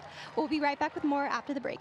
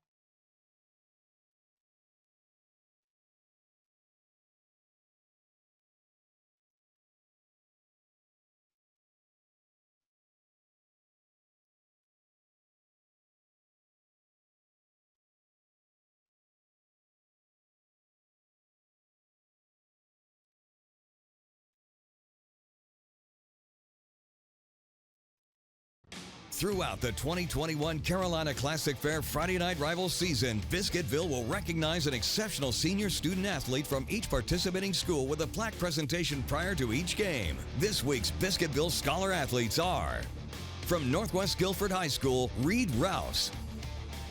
Northwest Guilford High School's Reed Rouse lettered in 4 varsity sports: soccer, football, tennis, and cross country. He is the soccer team captain and has a 4.0 GPA. Reed is a member of the National Honor Society and was selected as a junior marshal last year. And from Grimsley High School, Jordan Watkins. Grimsley's Jordan Watkins is on the varsity football team and was named All-Conference in 2021 after their NCHSAA 4-state championship win. He's on the National Honor Society and on the AB Honor Roll, currently holding a 4.2 grade point average. Reed, Jordan, and other nominated students are competing for a $5,000 Biscuitville Ultimate Student Athlete Scholarship to be awarded at the end of the season. Since 1966, Biscuitville has been serving up authentic Southern food made fresh from locally sourced ingredients. Stop by a Biscuitville near you for the flavor of local. Welcome back to the myspot.nc.gov halftime report. I'm now joined with event and branding manager, DJ Hargrave. DJ, thank you so much for joining us here tonight. So I know the Carolina Classic Fair is coming up. I know you have things from concerts. What is this I hear about a splash zone? What is all to come for the Carolina Classic Fair? Well, I'll tell you what, I'll let you figure out the splash zone when you come to the Carolina Classic Fair. We have so many new things coming this year. We'd be here for 10 minutes if I went through the whole list. But of course, as you mentioned, we have the concerts at the grandstand on Monday, Tuesday, and Wednesday at the fair. We have new roaming attractions, food and rides that everyone can expect from previous years, and a lot of new stuff this year, including the sports zone, which I'm really excited about. Wow, that sounds awesome. And so are there any specials that people can take advantage of when they come to the fair? So right now through September 30th, which is, I believe, next Thursday, you can save up to 40% off of your fair tickets and ride wristbands. So through September 30th, just go to carolinaclassicfair.com/tickets to get your discounts. We're also having a $5 admission day on the first day of the fair, that Friday, October 1st, $5 to get in. You're not going to find another deal like that when it comes to getting in the fair. Well, that sounds awesome. Thank you so much for being here tonight, and we look forward to the Carolina Classic Fair. Thank you. Chris and Mark, back to you. Hannah, thanks. Great job down there. As always, we're excited about the Carolina Classic Fair coming up in just a couple of weeks. We're really excited about the first half that we've had as we look at some of our first half highlights, Mark Covert. A lot of offense, a lot of scoring over the first 24 minutes of the game, and it really got going early here as we see a couple big plays through the passing game for Northwest Guilford. Nice catch by Bristol Carter. And how about this rumble all the way down the field, down to the 1-yard line by Jamil Melton. And then he finishes the drive. The first touchdown run of the game made it 7-0 Northwest Guilford. But don't worry, 7-0 Grimsley. Don't worry, Northwest Guilford comes storming right back. They march down the field. Nice shimmy and shake there. Get in for the touchdown run thanks to Mr. Simmons. Pose for the camera. There he goes. Crowd loves it. Nice student section tonight. Then Northwest Guilford again trying to score. The defense comes up big. But how about this fourth down pass play? Yeah, absolutely. Bristol Carter already called his name once during this highlight reel and makes another highlight level play for Xavier Simmons to punch it in for the second time tonight. But there were some mistakes. We saw some mistakes. Tanner Ballou throwing in the interception there that time, and Grimsley takes it right back, one of their first two turnovers of the half. And, I mean, this offense really took off after that. Talk about Barnett making another play with his feet right here, just making it happen, evading the defense and finding pay dirt. And this Grimsley offense finally woke up after a few of those turnovers went their way. The JMU commit with the most exciting 2-yard touchdown run you will ever see. He went to the air, found his tight end, Nolan Albright, and then toward the end of the half, once again, it's Melton in for the second time tonight. It's a 21-14 lead for Grimsley at the break as we peek at the first half stats.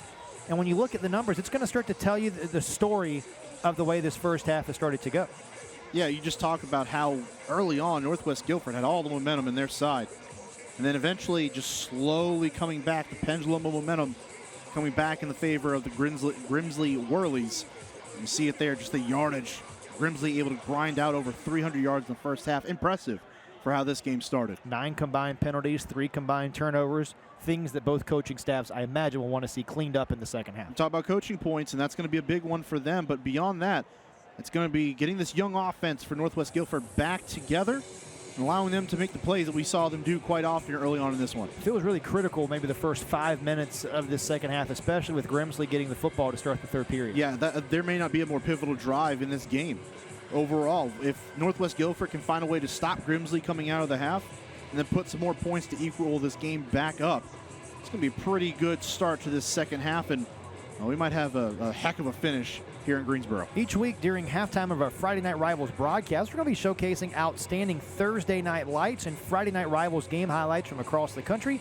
Let's look back at some of last week's terrific highlights from our nationwide series.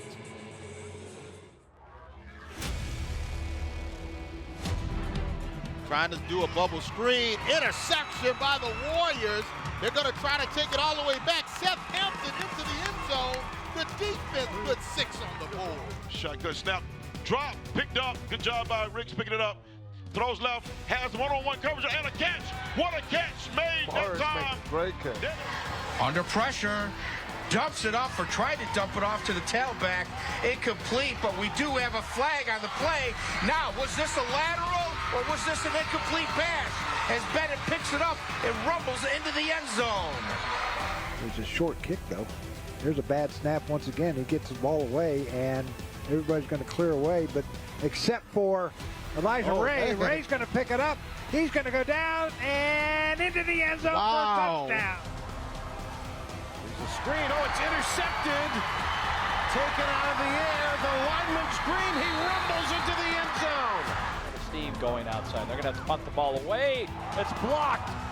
It's blocked, he gets his feet in. That's a touchdown. Swain strung out, not gonna get it.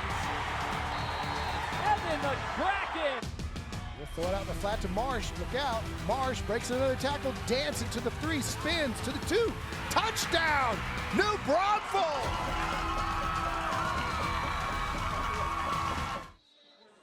Boy, good to hear our friend Patrick Johnson on the highlights this past week. Yeah, PJ making an appearance on the national highlights. A great broadcaster in his own right, getting some good work out there in Raleigh. The way that we're going here tonight, we're going to have some highlights, especially the way this first half played itself out. Grimsley comes back from being down 7. They have a 7-point lead as we head into the start of the third quarter. Let's start to dive into these two huddles, these two conversations at halftime. We'll start with Northwest Guilford as Hannah gets ready to talk with Coach Wallace. Quickly, what do you think the biggest adjustment is for Northwest Guilford? For the Vikings, it's getting back to how the first quarter was played for them. They played such an exceptional first quarter, getting out ahead and fighter's chance for them. And then for Grimsley, it's just, I want second quarter Grimsley for this offense. All right, let's go down to the field. Hannah standing by with head coach Kevin Wallace at Northwest Guilford. Thanks, guys. I'm down here with Kevin Wallace, the coach of Northwest Guilford. Coach, what was your message to your team in the locker room, and what do you want them to come out here and do in the second half? We just got to forget about our mistakes that were made in the first half. We have 3 turnovers offensively. It's a 1-score game. We can do it. We got to believe in it to finish it out. Absolutely. And now you're down by 7. What are your hopes to continue, making big plays offensively? We just got to get the snaps up. That's killing us right now, but I think we'll be fine. We got faith in the kids going to do better in the second half. So. Absolutely. Good luck in the second half. Thank you. Thank you. We're going to be right back after this break.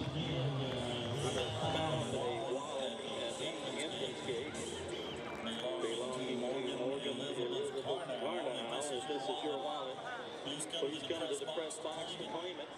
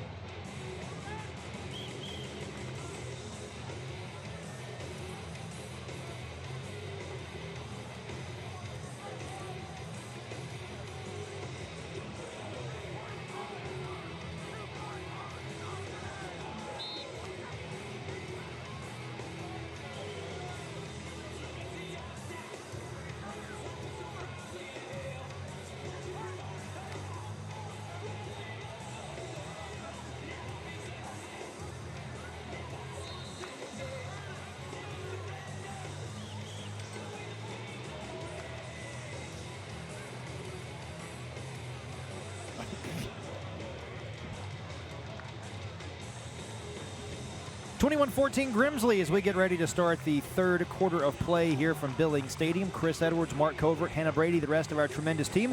Thanks for making us part of your Friday night plans. Mark, we talked about it a little bit a moment ago, but it certainly feels like the first drive for both teams in this third quarter really going to dictate the way the second half might go. I think so. You talk about a young team in Northwest Guilford that has done an exceptional job to this point in the football game of keeping themselves in it, giving themselves a puncher's chance. But now they've got a test because the champion, the defending champion, the Grimsley Whirlies, have answered with a resounding response, ending with 14 straight points to end the first half, up by 7. So this drive here is key. There may not be a bigger drive in this game going forward, Chris, because of how important it's going to be for this young team in Northwest Guilford to fight back and get themselves back into this one. Considering the 3 turnovers that we had in the first half, 2 of them by Northwest Guilford, a really fundamentally sound first half, and certainly feels like the turnovers in the second half are going to play a pivotal role in deciding the outcome. And I think some of that actually may have to do with some of the weather we're seeing right now. As nice as it was when we started the game, it's starting to get a little colder, and you can feel some dampness in the air. See some of the haze kind of setting over the grass on the field. And that may have contributed to some of those turnovers there in the first half. And you're right, Chris. Honestly, you said in the first half, this game could very well come down to the team that has the football last. If they continue to go blow for blow like this, that's a very strong possibility that this game's going to come down to the wire. Ready to start the third quarter. Time for another Arnold Jones kickoff. Avoid costly breakdowns with energy savings agreements from Arnold Jones Services Heating and Air. Ready to get the second half underway. Reed Rouse, our scholar athlete, ready to put it in play. And off we go in the second half. Rouse drives one into the end zone for a touchback. And you have to wonder with Rouse kicking off, we saw the slip there at the end of the first half by Cameron Tippett. You wonder if maybe Tippett was injured and perhaps a little movement up front there on the kickoff. Someone a little over anxious to start the second half. This officiating crew led by Chris Barker tonight. The offside flag called against Northwest Guilford. That is their 6th penalty of the night. So Rouse will have to kick it away again. Can appreciate enthusiasm. Just got to make sure you're doing it legally, of course. Just maybe another one of those results of having a young team trying to find an answer, get a response, get something going now to start this second half. See if Rouse can put another one into the end zone here, a little further back. I'd be impressed. Nice little, at least 65-yard pooch he has to hit down the field. Try this again with another Arnold Jones Services Heating and Air kickoff as we prepare to start the third stanza of play. Great to have you with us for our Carolina Classic Fair Friday Night Rivals presented by Rowan Law. We'll try it again from the 35-yard line. The second half underway. Rouse slipping a little bit there. This one bounces, and we'll head to the end zone. Melton wisely lets that one roll past. And it's first down and 10, Grimsley from their own 20-yard line. Just like any good golf shot. Let it dribble its way down the down the course. Yeah, topped it down the fairway. Yeah, you like that. Doesn't matter how you drive, it's how you arrive. Exactly. Switching gears back to football, though, you look at this offense led by Alonzo Burnett. Yeah. Had a strong end to the first half that time. Made some plays with his feet and allowed his team to operate within itself and make some nice plays as the half waned on. Barnett, 9 of 15 for 186 yards in the first half. Was Melton leading the charge on the ground, 13 carries for 86 yards.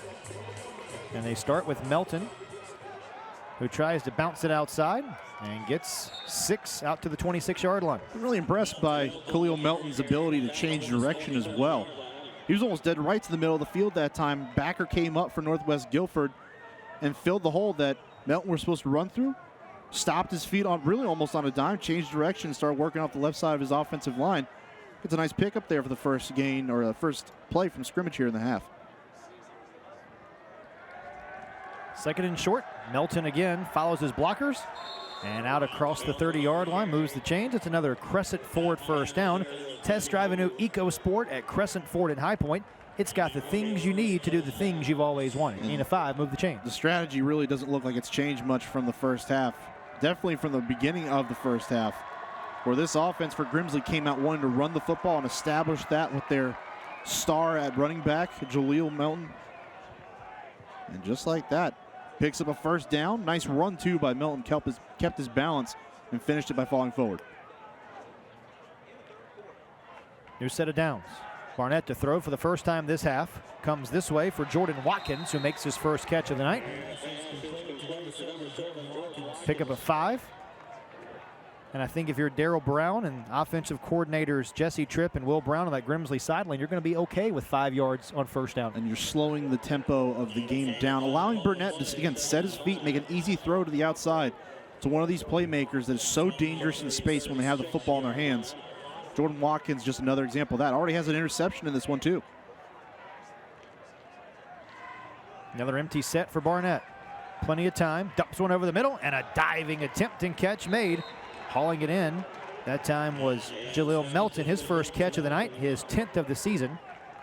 Gain of 12, and move the chains again. If not by land, then by air. Melton, his second catch of the night, and nice little throw this time. Burnett found him, let him inside. Tight little passing lane to find Melton in that time, but a precise throw and a nice catch. Gain of 12, right on the season average of 13 yards per catch for Melton, who gets the call on the sweep, crosses midfield, and another nice first down gain for Melton, who will pick up nearly 8 yards. And, you know, Melton's just so good because it's so simple, the way he's handling this game, the way that he plays the game of football. It's not anything flashy. It's getting up and down the field, turning the corner, breaking tackles. Eat your heart out to old school football because Jaleel Melton is here to serve it to you tonight. Opening drive of the third quarter. Back to pass. Barnett, home run ball, far side of the field, incomplete. Had a step on his man as he was looking to hit his leading receiver, Terrell Anderson, the team's best wide receiver, who leads the club with catches and yards receiving. Also has 5 touchdown catches as well. It looked like he may have just gotten tangled up too during that route. Trying to make something happen just down the field. Christian White looked to be the man covering him. A little disturbance on the route that time. Just a little bit out of the reach that time. Now third down. First third down of the drive for Grimsley. Melton gets the call, totes the mail into the second level, has a first down and more as he spun down at the 25-yard line. And now both players a little shaken up. Melton is down, so is the tackler for Northwest Guilford. It's a Crescent Ford of High Point first down, but that is of little concern right now. And again, not a flashy run that time by Melton, just getting upfield, breaking some tackles, and broke into the secondary. It looks like it's Xavier Simmons maybe that's down for Northwest Guilford. And you wonder if maybe it's just a cramp here. Melton still down. And boy, these could be a couple of really big losses if these guys are down. So while they attend to these two injured players, we'll take a break and we'll come back with more third quarter action. Opening drive of the third quarter. It's Grimsley by 7 when you come back to Greensboro.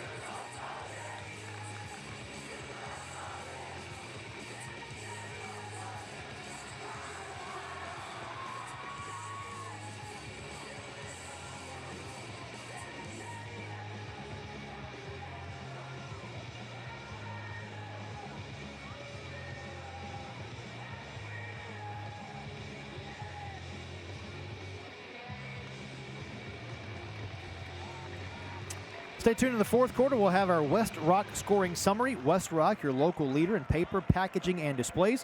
Come join our team at jobs.westrock.com.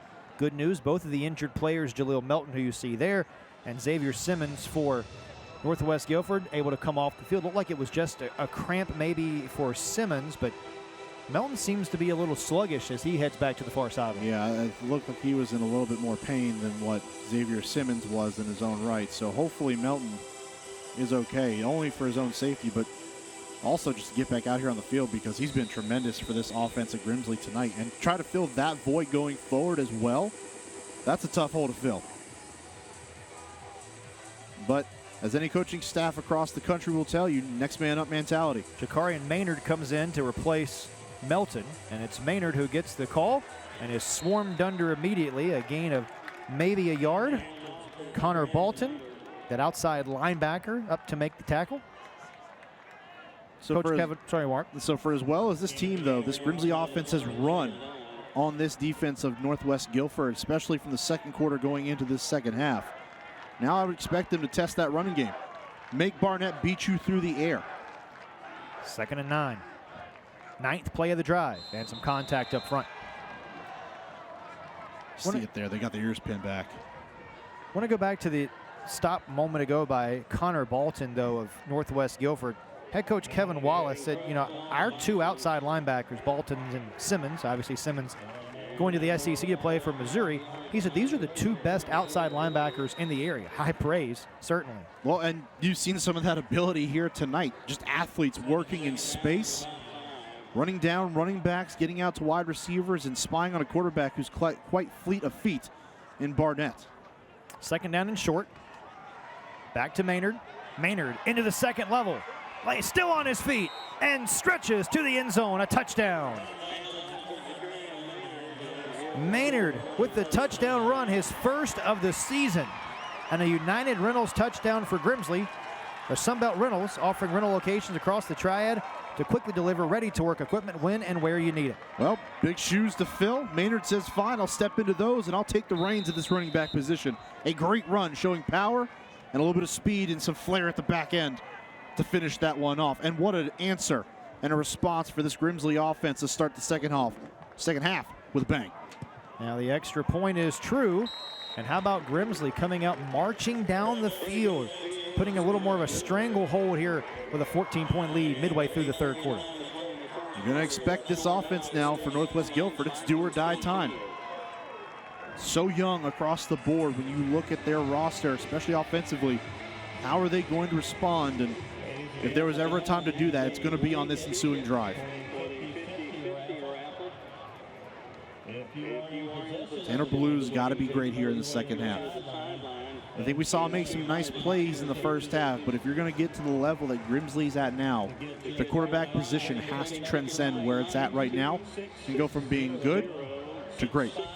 Coming up in the fourth quarter, stay tuned to find out who is tonight's Carolina Classic Fair player of the game. The Carolina Classic Fair, second to none in 2021.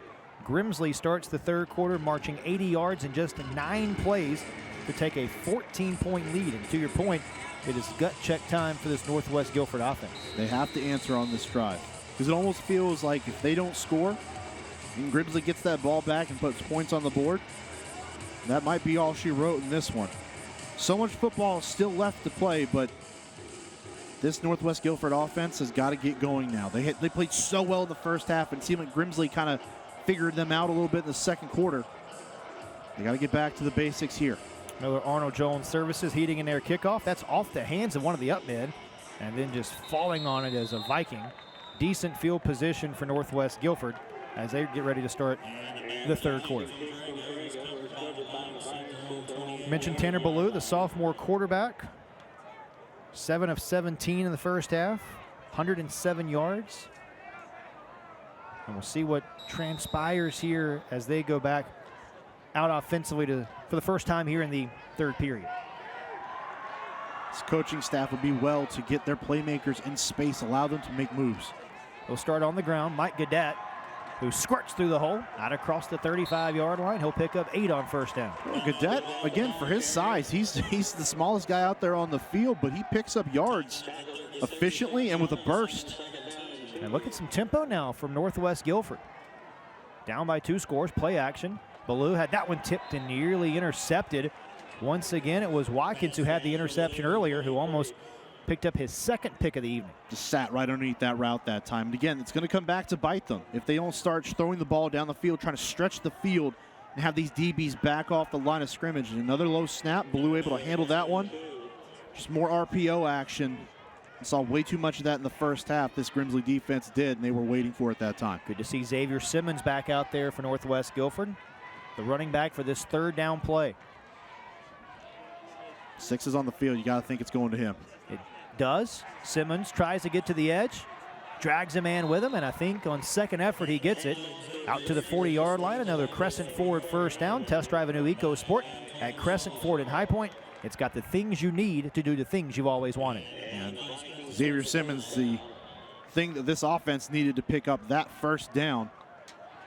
Just a strong run that time by the senior, making a nice play that time, enough to move the chains and continue this drive. So a nice opening few plays for Northwest Guilford.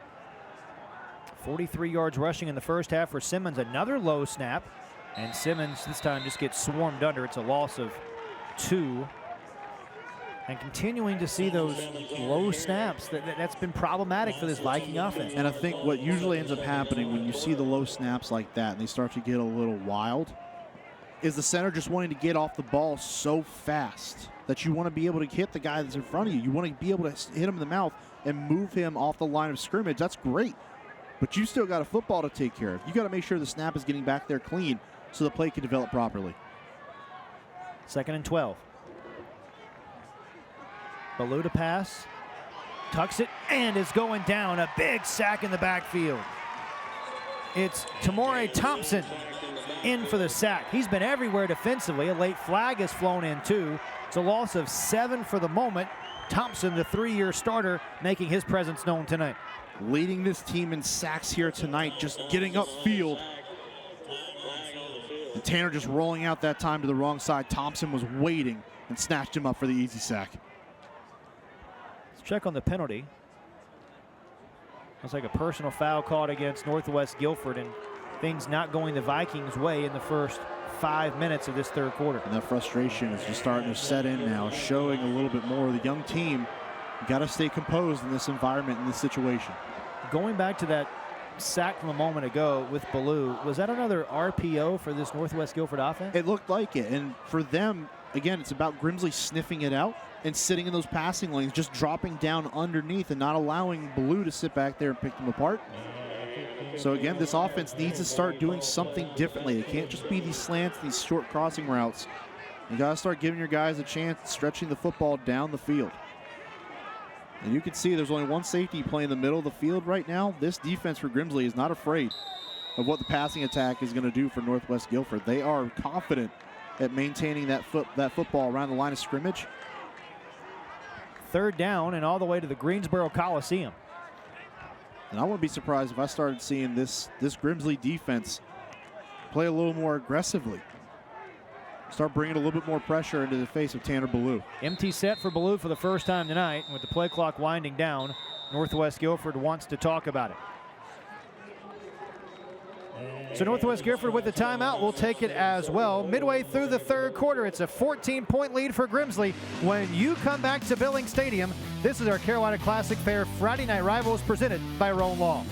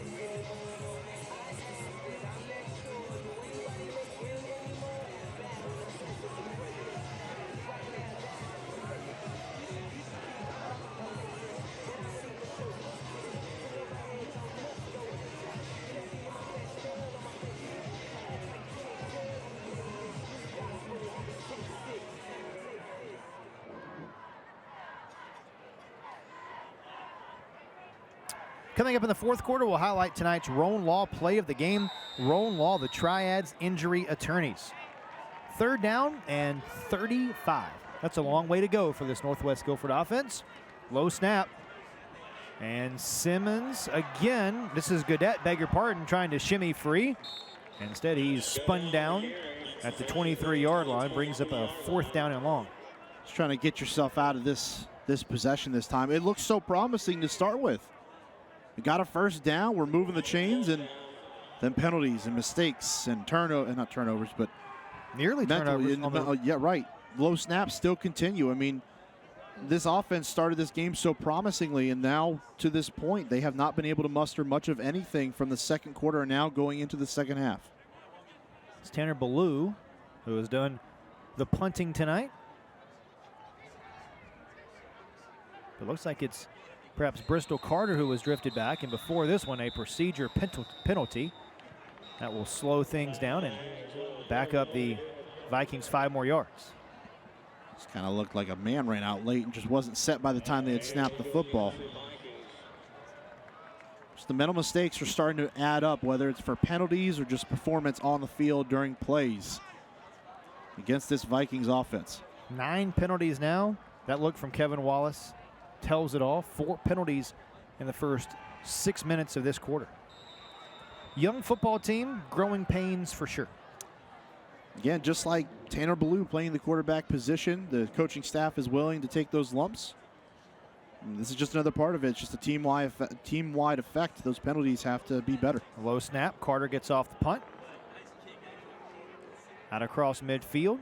And good field position for Grimsley as that ball down at the 40-yard line. So Grimsley up by 2 scores. A chance to start to salt this one away as they come back out for offense. Yeah, and I anticipate they're going to start going to that running game. Still so effective, even with Melton out. Continuing to grind it out, and Thompson stepped in admirably, scores a touchdown the last drive as well. And it does look like, though, that Melton is back out on the field. Was sidelined on that last drive, but as Mark alluded to, good to see 15 and White back in there for the Whirlies. He's been such a consistent playmaker tonight. Even though Thompson was great in the last drive, was he going to be able to replicate what Melton's been able to do here tonight? Who knows, but we're never going to find out now. 2 yards for Melton on 1st down. Just so impressed by the depth of this Grimsley club. Playmakers all over. Have to be really impressed with what the Whirlies have done defensively without their 5-star player, Travis Shaw. And it's been the adjustments that they've made as well, too. They kind of started to see what this offense for Northwest Guilford was doing and really settled in their own right. Made their adjustments, sat underneath on passing routes, and brought some pressure against that running game. And also noted this Vikings offense hasn't done much from about midway through the second quarter going forward. 4-man front for Northwest Guilford. Plenty of time for Barnett. Now flushed. Throws on the run and incomplete. Trying to hit Melton out of the backfield. Nice coverage by the Vikings. You saw the protection up front as well. There was a little bit of pressure that was applied by the Vikings, but nothing could get through.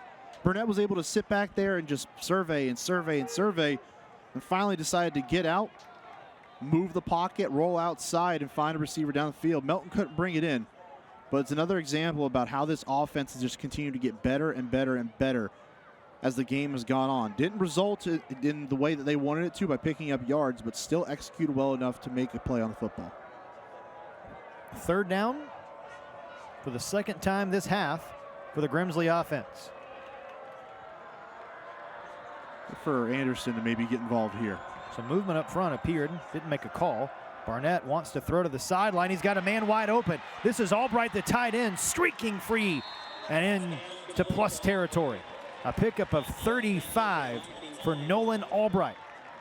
And another Crescent Ford 1st down. And he was aligned on the same side as Terrell Anderson. And you see it here, just surveying. You see Anderson right there in the middle of the screen, brings all those DBs with him. And Albright was left all alone along the Grimsley sideline. Great find and great play design. Albright, 3 catches this season coming into play tonight.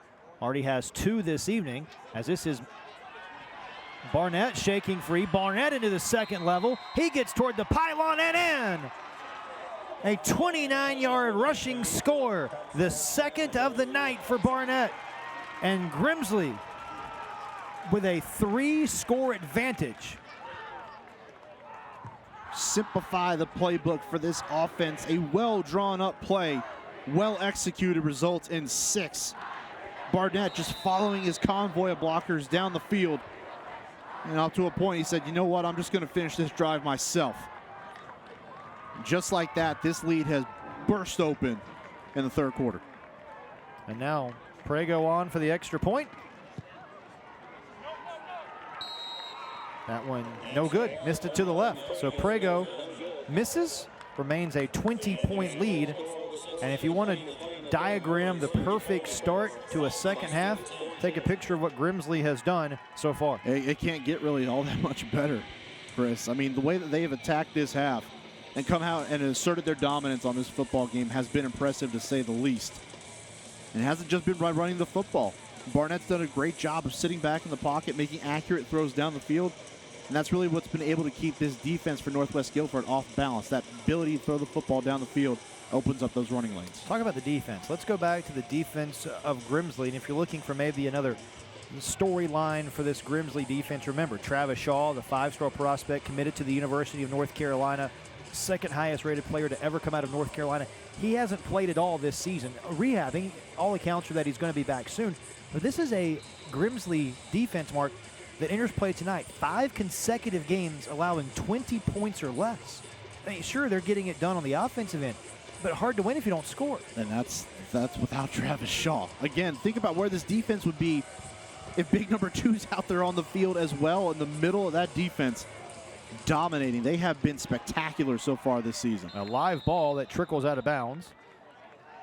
It'll be first down and 10 for Northwest Guilford around the 30-yard line. It certainly feels that like this could be a must-score situation here for Northwest Guilford. Yeah, absolutely it is, because this truly now is do or die time. They've got to find a way to put that football in the box and get 6, if not 7 points on the board.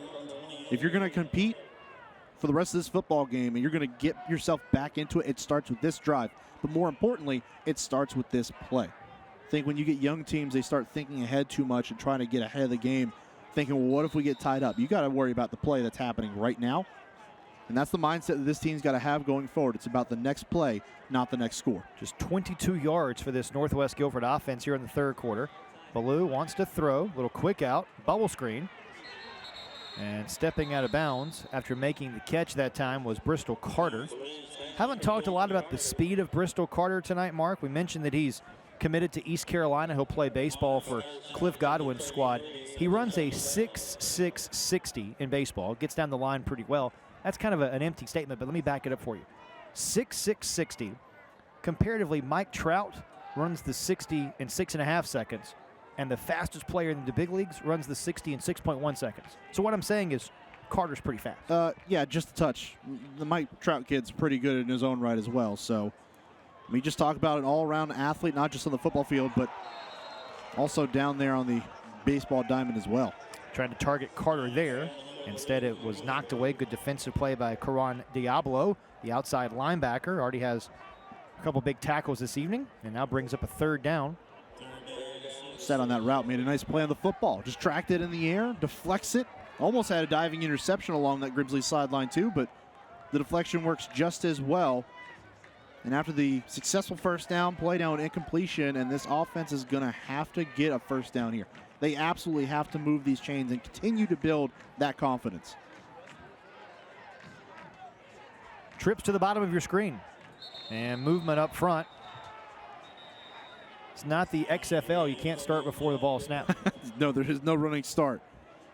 Going the whole way about 15 yards behind the quarterback and getting a running start does not fly in the original game of football. See Coach Wallace there just trying to get his offense back on the same page. Just some miscommunication that time. Again, a young team just not finding a way to communicate and be on the same page all at once. It's 5 more yards they have to now get to get that first down. 35 penalty yards this quarter for Northwest Guilford, and now maybe some sack yardage unless Ballou can make something happen. Somehow gets that one away. It's incomplete. Trying to hit Alex Santaros. Made the catch, but out of bounds. It's fourth down. I'll tell you what, Thompson about had himself another sack too. About back-to-back possessions where he would have had a sack on his name. But Ballou, to his credit, finds a way to get out of that. and just gets the ball down the field, allow his guy to hopefully pick up some yards.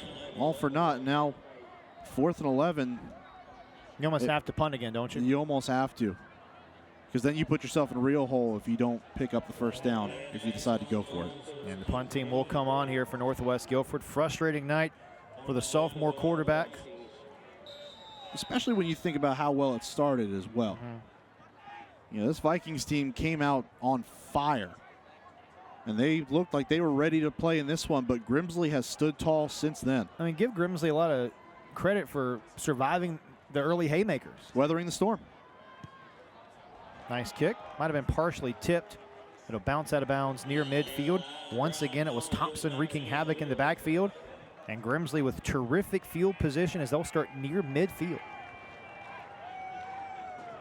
Again, that pressure just coming up. You can see Carter just gassed and looking for answers, as much of this Northwest Guilford team has done here in the second half. And they have found none. This Grimsley offense, defense, special teams, the team as a whole has played a very complete brand of football since the second quarter. How about the job that Alonzo Barnett III, the JMU commit, has done so far tonight? Steps up here, takes a deep shot down the field, incomplete. Had a man open, but couldn't quite connect there as he was looking to hit Terrell Anderson. But back to the point, the JMU commit and Alonzo Barnett, Coach Darrell Brown of Grimsley said, you know, the game is really slowing down for him, and that's been on display, I think, tonight. Yeah, absolutely, and it hasn't just been throwing the football. The way he's been able to run, it's been effective. He's picked his spots when to run the football, and that's what's really led to what has been so efficient about him when he does tuck it and run. It's just about being selective and making the right decision at the right time. And Coach Brown was not shy to us when he said, you know, we put a lot of pressure, especially this year, on the quarterback, Barnett, and the running back, Melton, because they are two of the most experienced players on this Grimsley offense. As Melton cuts it outside, Melton down the sideline and picks up another first down after another big run. Now a flag comes in. There's a little chirping in the second level. Looks like Northwest Guilford might be still getting a little chippy here. The frustration again still setting in. Yeah. Melton making another play. Just comes right back in the game, and it's almost like he never missed a beat. Nothing ever happened. It's a game of 32, but we'll sort out the flag. There was a little back and forth. Boys will be boys there. Yes. 152 total yards this quarter now for Grimsley. But a personal foul will be called on either side. Pair of dead ball fouls, so those infractions are going to offset, and the play will stand. It's a crescent forward first down. It's tough, you know. I think when you are a young team and you saw how well you did play collectively. It wasn't just offensively. Defensively, they played really well in that first quarter and a half too. But to see it kind of start to slip away, and it was right there for the taking. That's a tough pill to swallow, especially when you're younger, because you see the potential there. You want to get there. You want to be there right now. Just got to understand to trust the process. 1st and 10. Back to the ground for Barnett, who cuts it outside and is ushered out of bounds. Gain of 6. So we've seen the RPO on the other side for Northwest Guilford tonight. Now you're seeing a little bit of the read option. Some more option football that modern offenses have adopted. For sure, you look no further than the NFL and the Baltimore Ravens. Lamar Jackson running the show there. Just another example of that. But just giving your quarterback the opportunity to read the defense, survey the field, and either keep it himself or hand it off to his back. 2nd and 4. This is Melton straight ahead. Melton inside the 10, and Melton spun down near the 5-yard line.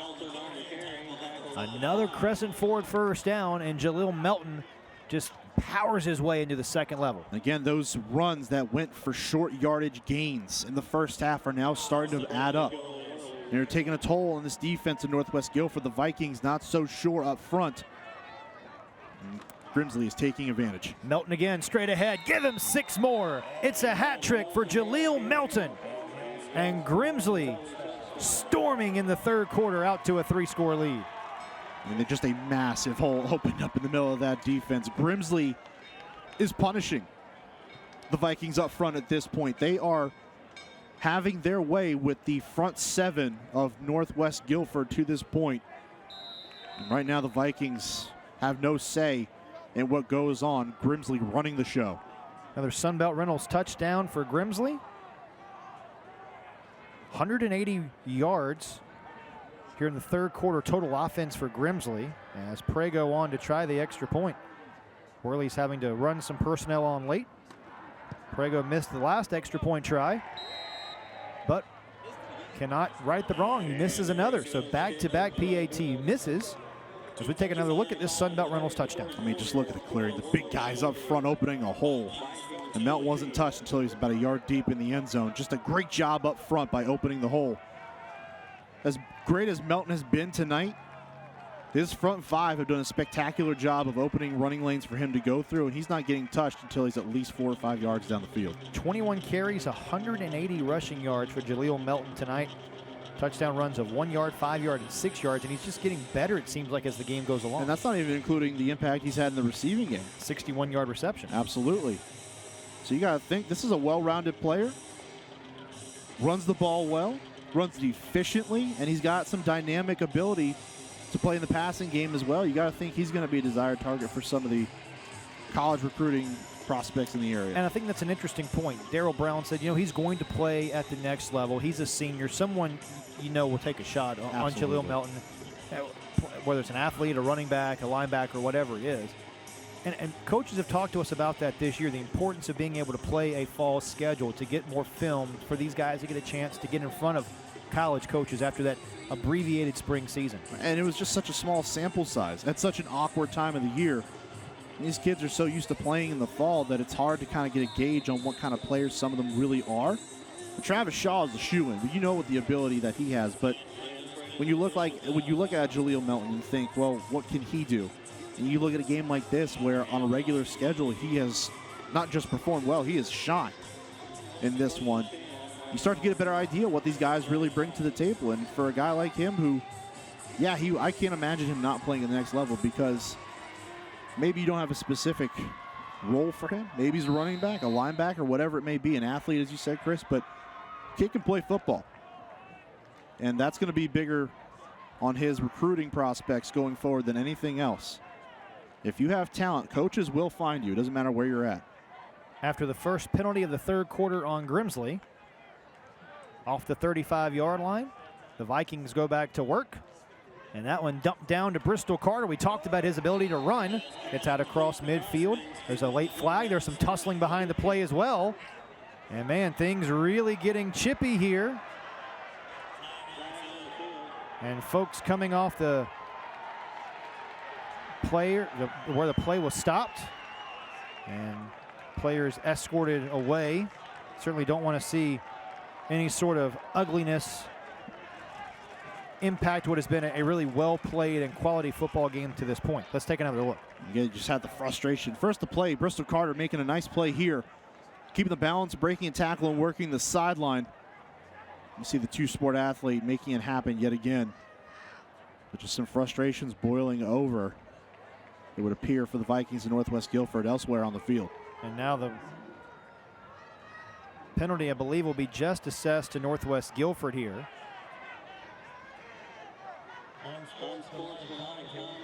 Coach Wallace obviously upset, thinking that there should be some sort of infraction on the other side as well. Kevin Wallace will chat with Chris Barker, the referee, and sticking up for his players. Certainly appreciate that. And Coach Wallace has to be careful here as well. You can see, obviously, we don't know what was said down on the field, so it becomes a game of, he said this and he said that. But what's the old football saying? They always catch the second player. Yeah, absolutely. Just don't throw your hands up. I say, just don't bring attention to yourself. And they'll see the first one. They may not call it, but if you're a responder, then they're definitely going to throw that flag. But to your point about Coach Wallace sticking up for his kids, that's always going to resonate with them, no matter what it is. As long as you continue to fight for them, regardless of what point in the game you're at, they're going to remember that. And that makes you want to play for a coach. It makes you want to play for a coaching staff. Coach Wallace still pleading his case.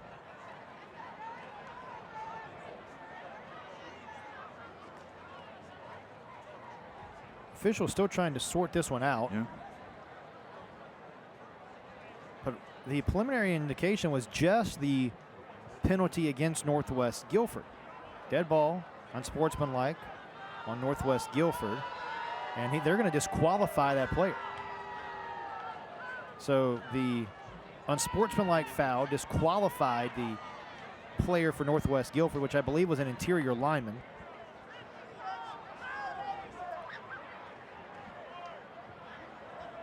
And there's the player that has been disqualified. Just one of those unfortunate circumstances, but we play on here. And I will say, there is not a group better equipped than the officiating crew and the booking agents to adjudicate these situations. And while everyone might disagree, the guys in the striped shirts do have the best interest of the game and the players in mind. Right. And there's not a group, in my mind, as one of the Grimsley players is now ushered off the field. That was Jamal Jarrett, who was heading to the bench, and you wonder if maybe Jarrett was also disqualified from the contest as well. The officials getting together. But just to finish the point, there is not a group that is better equipped to handle any sort of adjudication of high school athletics in general than the North Carolina High School Athletic Association and the fine folks in Chapel Hill. It's unfortunate, as Grimsley calls a timeout, it's unfortunate that some believe that there are other places and other people that are better equipped to enforce high school athletics. But the fine folks in Chapel Hill have done a phenomenal job, and I think I will trust them more than I will trust anybody else who thinks they could do a better job. I think I would second you in that, partner. It's a tough job that I don't think people realize is it's tough, man. You know, you got to really think about everything that they go through, and it's not an easy job. You're talking about a job where, you know, you're going to take some punishment, and a lot of that comes in a verbal sense. And it's, you know, it's relentless, but these guys come out here every single week because they love what they do. Yep. And the opportunity they have to make an impact on the community. So after all that, it's first down for Northwest Guilford. Cloud makes the catch and then is hit immediately. Pickup of 8.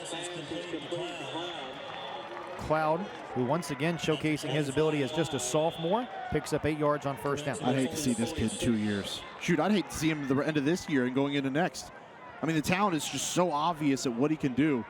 And the fact that he can play both sides of the football as well. Remember, he's a defensive back, too. Just a very impressive young man. Talked with Coach Wallace about his development. Said, you know, in the spring last year, really learned how to be a wide receiver, was learning leverage, starting to get his legs underneath him in the spring.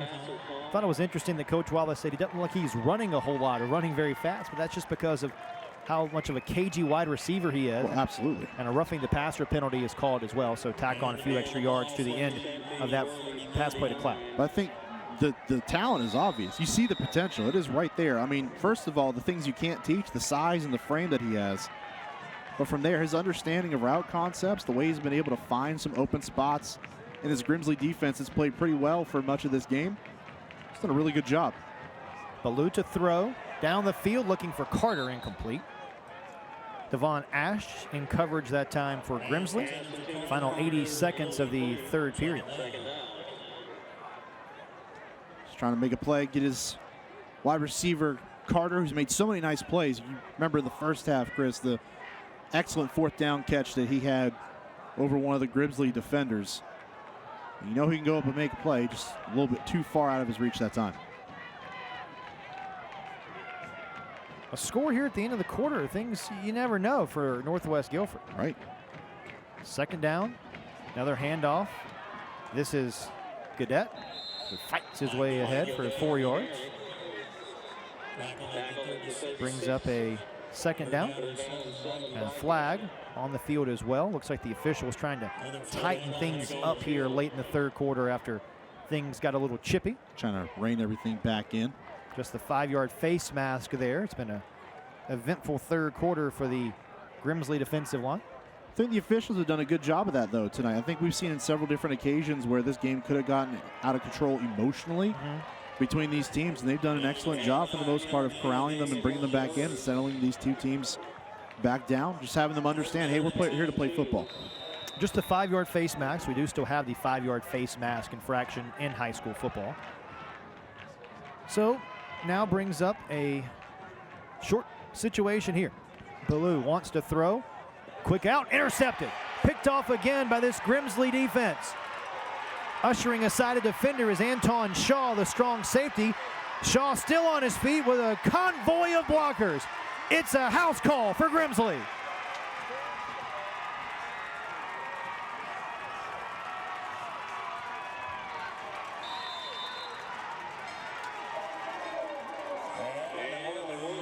What a play by Shaw. Read it the entire way. Ballou telegraphed that thing the entire way down the field, trying to get the ball to Cloud again. And that time just stepping in that time. Shaw made a great play on the football, worked the Grimsley sideline, and you said it best, partner. A convoy of blockers led him and followed him into the end zone. 80 yards, Sunbelt Rentals touchdown for Shaw and the Whirlies. Sunbelt Rentals, America's one of their leading equipment providers, offering rental locations across the Triad to quickly deliver ready-to-work equipment when and where you need it. As we take another glance. Just see it here. Ballou trying to get it down to Cloud. It's not enough zip on that football. It was well covered across the board, over the top and underneath. And Shaw running in the open field, but you gotta love seeing the Grimsley defenders getting downfield to block for him. And just lead him into the end zone. But a great play, great instincts that time, reading the football in the air by Shaw. And then great instincts running the football back as well to finish that play off. It's officially an 85-yard interception return for a touchdown. The second interception of the night for this Grimsley defense, who now is in front 46-14. There was a penalty on the play, a dead ball foul against Northwest Guilford.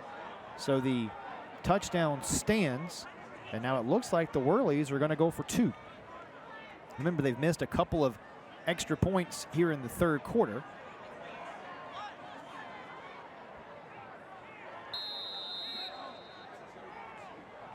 This to make it a 34-point game. Handoff, Melton straight ahead, and he's in for the 2-point try. So Melton, who's had his way offensively, punches in 2 more to make it a 48-14 game. A little bit tougher of a run that time. Northwest Guilford found a way to get some pressure in the middle of the field, but Milton, just like he's done almost every other time tonight, able to make a play, keep his balance. And it looks like there's a late flag, a little bit of laundry on the field again. Yeah, things getting really chippy. Let's watch the 2-point conversion again. Just got pressure, got to the backfield, the Vikings did. There were several red shirts back there, but none in the way to stop Milton from scoring fairly easily yet again.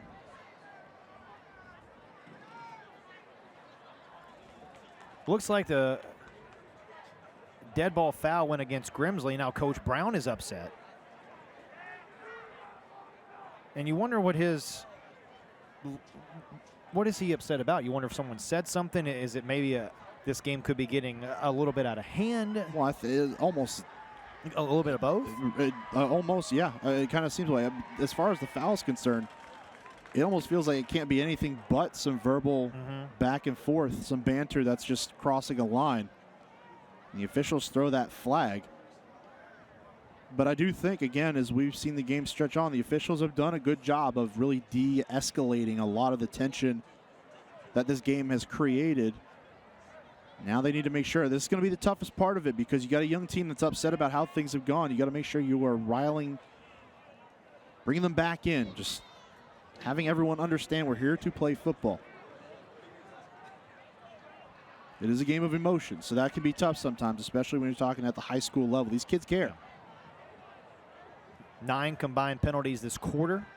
And to your point, kids are playing for the name on the front of the jersey, not so much the back here, playing for pride of your school. Certainly for a lot of these youngsters, it will result in playing football at the next level.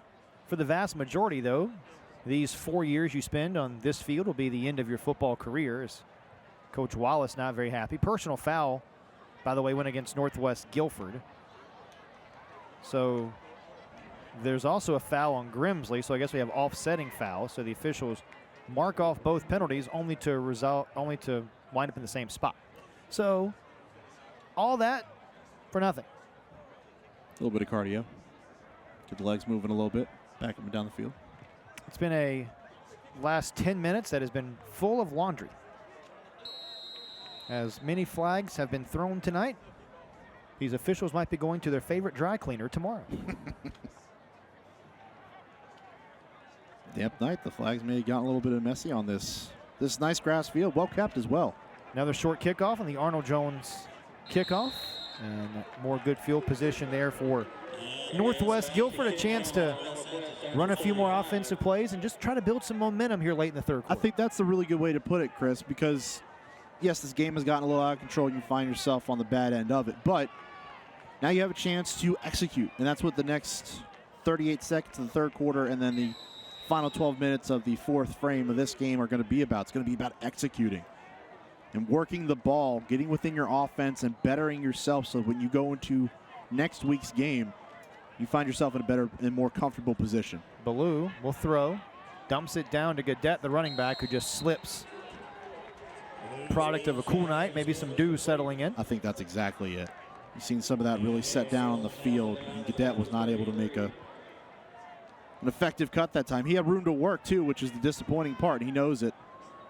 But maybe some of that dew just causing a slicker playing surface right now, and it looks like the Vikings might be content to just take this to quarter number 4. Yeah, loss of 2 brings up a second down and long as the final seconds tick off of this third quarter. It's a third stanza that was dominated by Grimsley, highlighted by an 85-yard interception return for a touchdown for Anton Smith. Grimsley has won 14 straight, the state's second longest winning streak, and they are 12 minutes away from a 15th straight victory. The Whirlies with a big lead when you come back to Greensboro.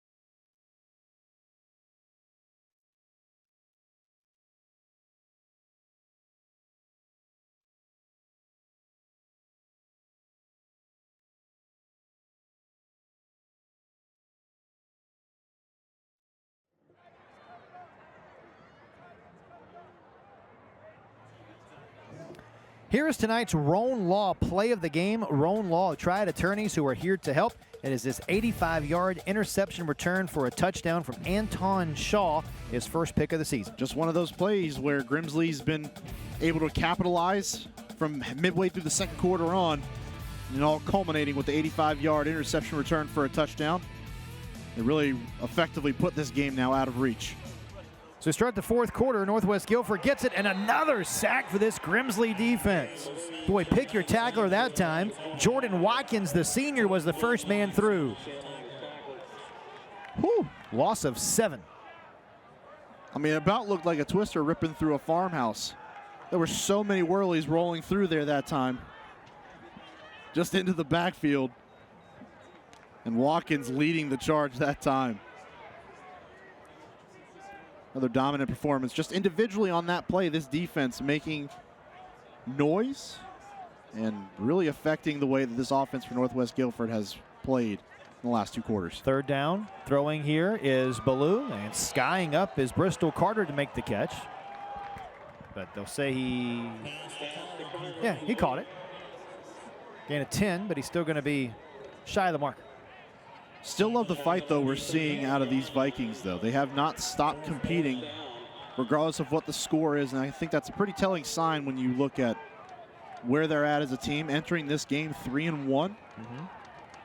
And outside that first loss to East Forsyth to open up the season, they won all their games pretty comfortably up to this point, too. That's a good point, though. And Coach Kevin Wallace telling us, hey, we're 3-1. Everybody's patting you on the back. Won your first conference game.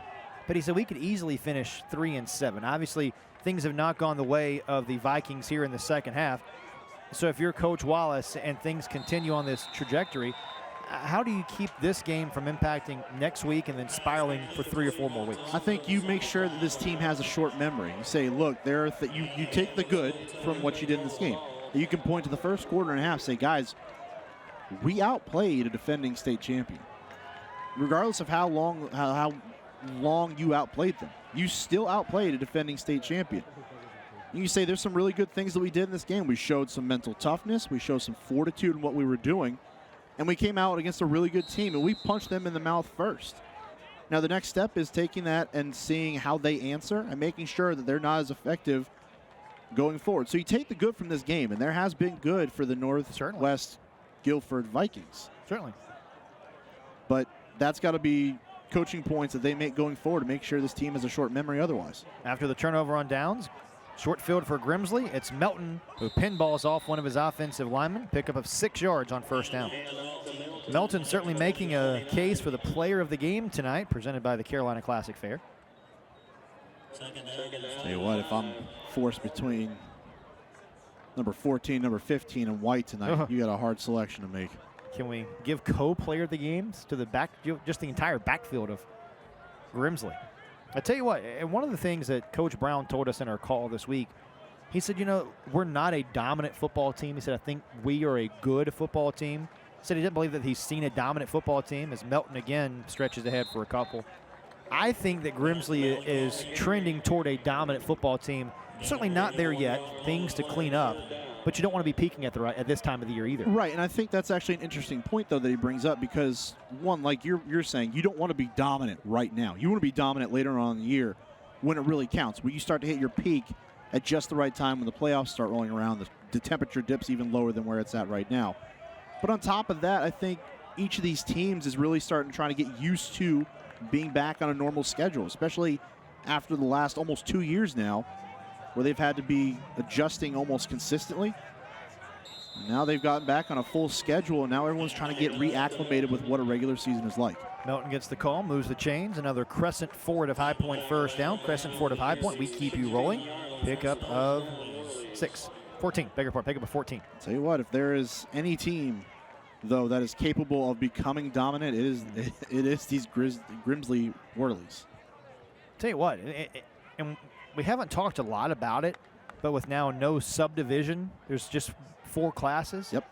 Can you imagine this Grimsley team against some of those other triad powers, maybe some of those teams in the eastern part of the state too, as Melton gets another call. Melton still on his feet, spinning his way and turning his legs now inside the 5. It'll be first and goal after a 17-yard pickup. Melton making a case for his 4th score of the night. Got awful close that time again, just shifting upfield, working the right side, finding a hole up the middle, and just bursting through.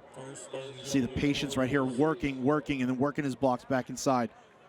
And you see 51 working the middle of the field that time, getting a block downfield. Give you Melton a shot at the end zone, and I'd be hard-pressed to think they're not going to give it to him here.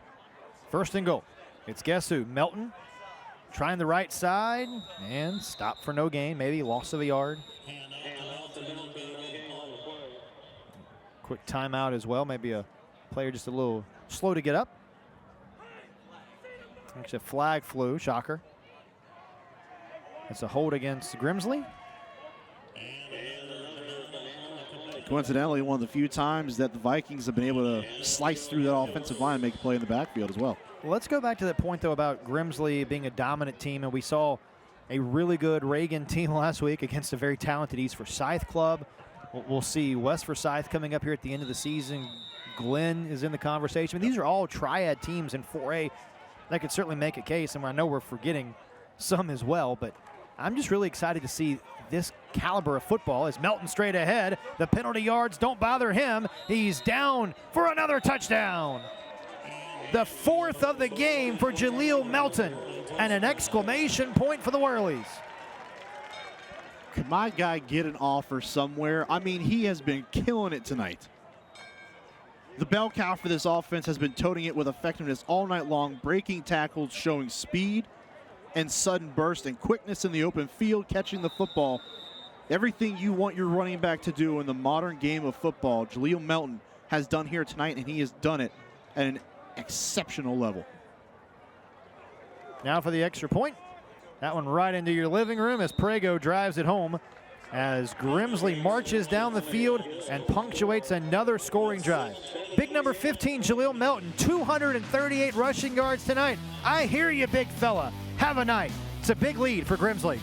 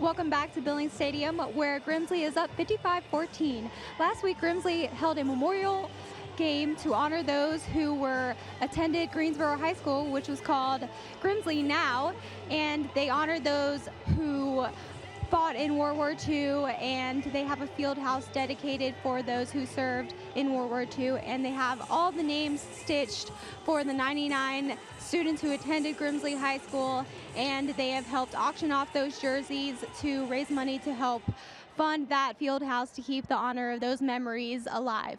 Chris, back to you. All right, Hannah, thanks. Yeah, really incredible stuff that Grimsley did last week, auctioning off those jerseys of those 99 Grimsley, or now Greensboro High School alumni who fought in World War II, want to renovate the field house, and those jerseys are still being auctioned off. You can reach out to the fine folks at the Grimsley Athletic Department if you want to get in on that renovation project of the field house, maybe purchase a jersey. And talking with Coach Brown, that seems like it's going to be one of those traditions that continues now every year for the Whirlies. Yeah, and I think what a fantastic tradition it really is. You know, you're honoring those who've come before you and who served our country as well.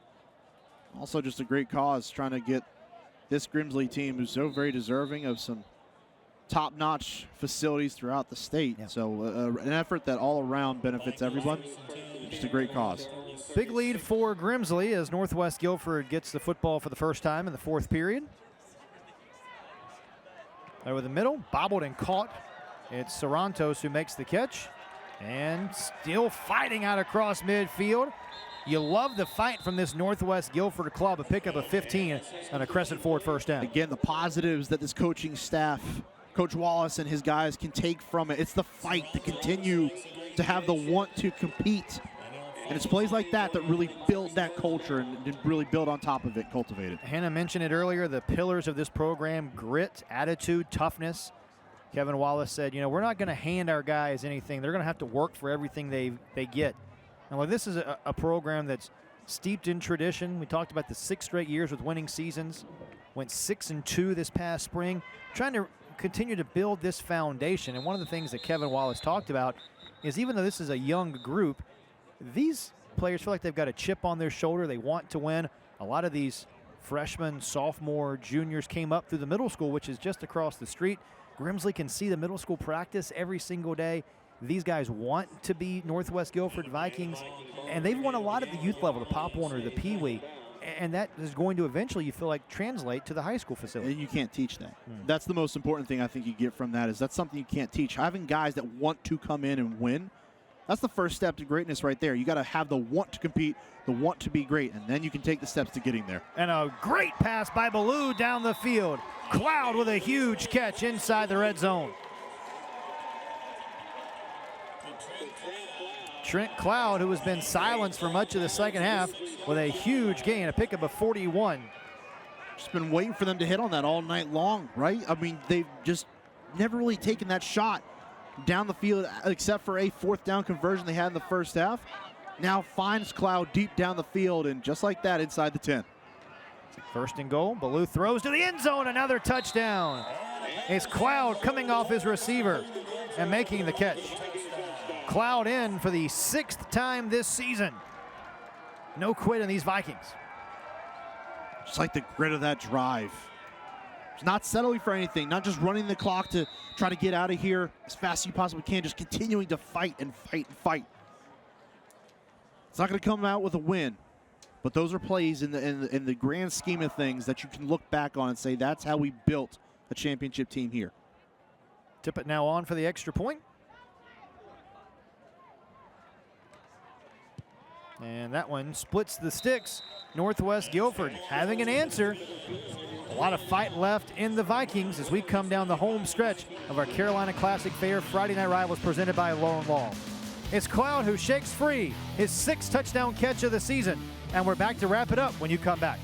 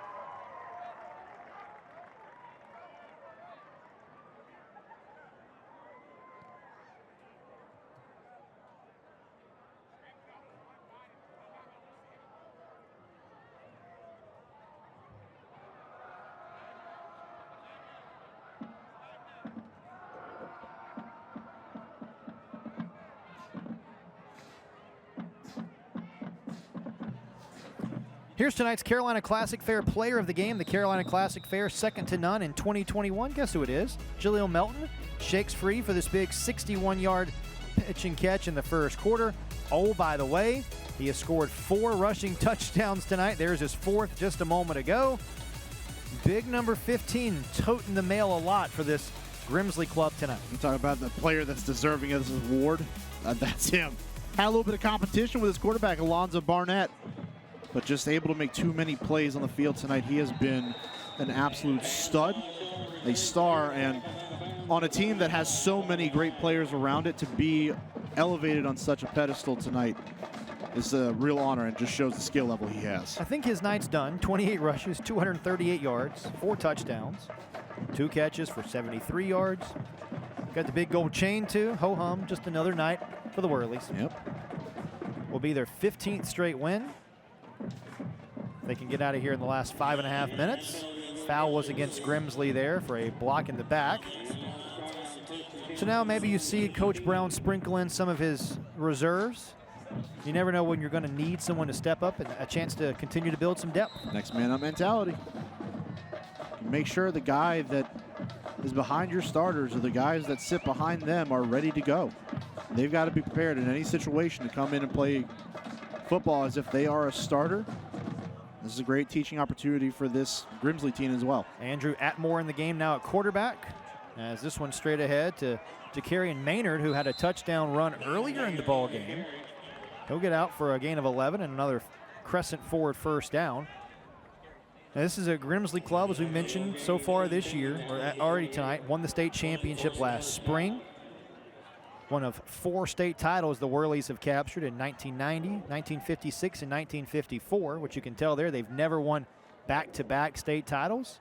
Obviously, it will be a tougher road to navigate this year with just the 4 classifications, but have to like this Grimsley club as they start to get deeper into conference play. Western Guilford next week. Ragsdale back-to-back home games. Maynard to the outside. 2 flags are in. This one's going to come back, but a nice run by Maynard. A lot to like about Darryl Brown's club. Yeah, and you start to see some of the depth there as it's a hold on the offense, so it will come back. You see it here, but Maynard, another one of those backups that's going to provide that depth. A nice change of pace, too. When you think about what Melton brings to the table, it's that power running straight ahead downhill. And Maynard's the change of pace. You see a little bit of that scat back skill set out of him, working his way outside, turning the corner and getting a big chunk of yards, but again brought back by the hold. So, but good depth all over this team. There's talent evident throughout the roster at Grimsley. You saw that wry smile from Coach Brown a moment ago. Going to be happy to get out of here with the win. Going to be happy, I think, overall with how his team played, but certainly will be some coachable moments in film study tomorrow or Monday when the Whirlies regroup. Absolutely. You know, there's never going to be a perfect game, right? No team ever plays a perfect game. The coaching staffs will find areas to work on. And Grimsley, to that point, still has a number of them to work on. You got to think about how slowly they started the game, with penalties mounting up on top of them and really getting in their way of doing much of anything. That's one coaching point as well, so I'm sure they'll find some other areas as well to work on. But when you look at gameplay outside of that first drive or so, they've just done an excellent job in all 3 phases of the game here tonight.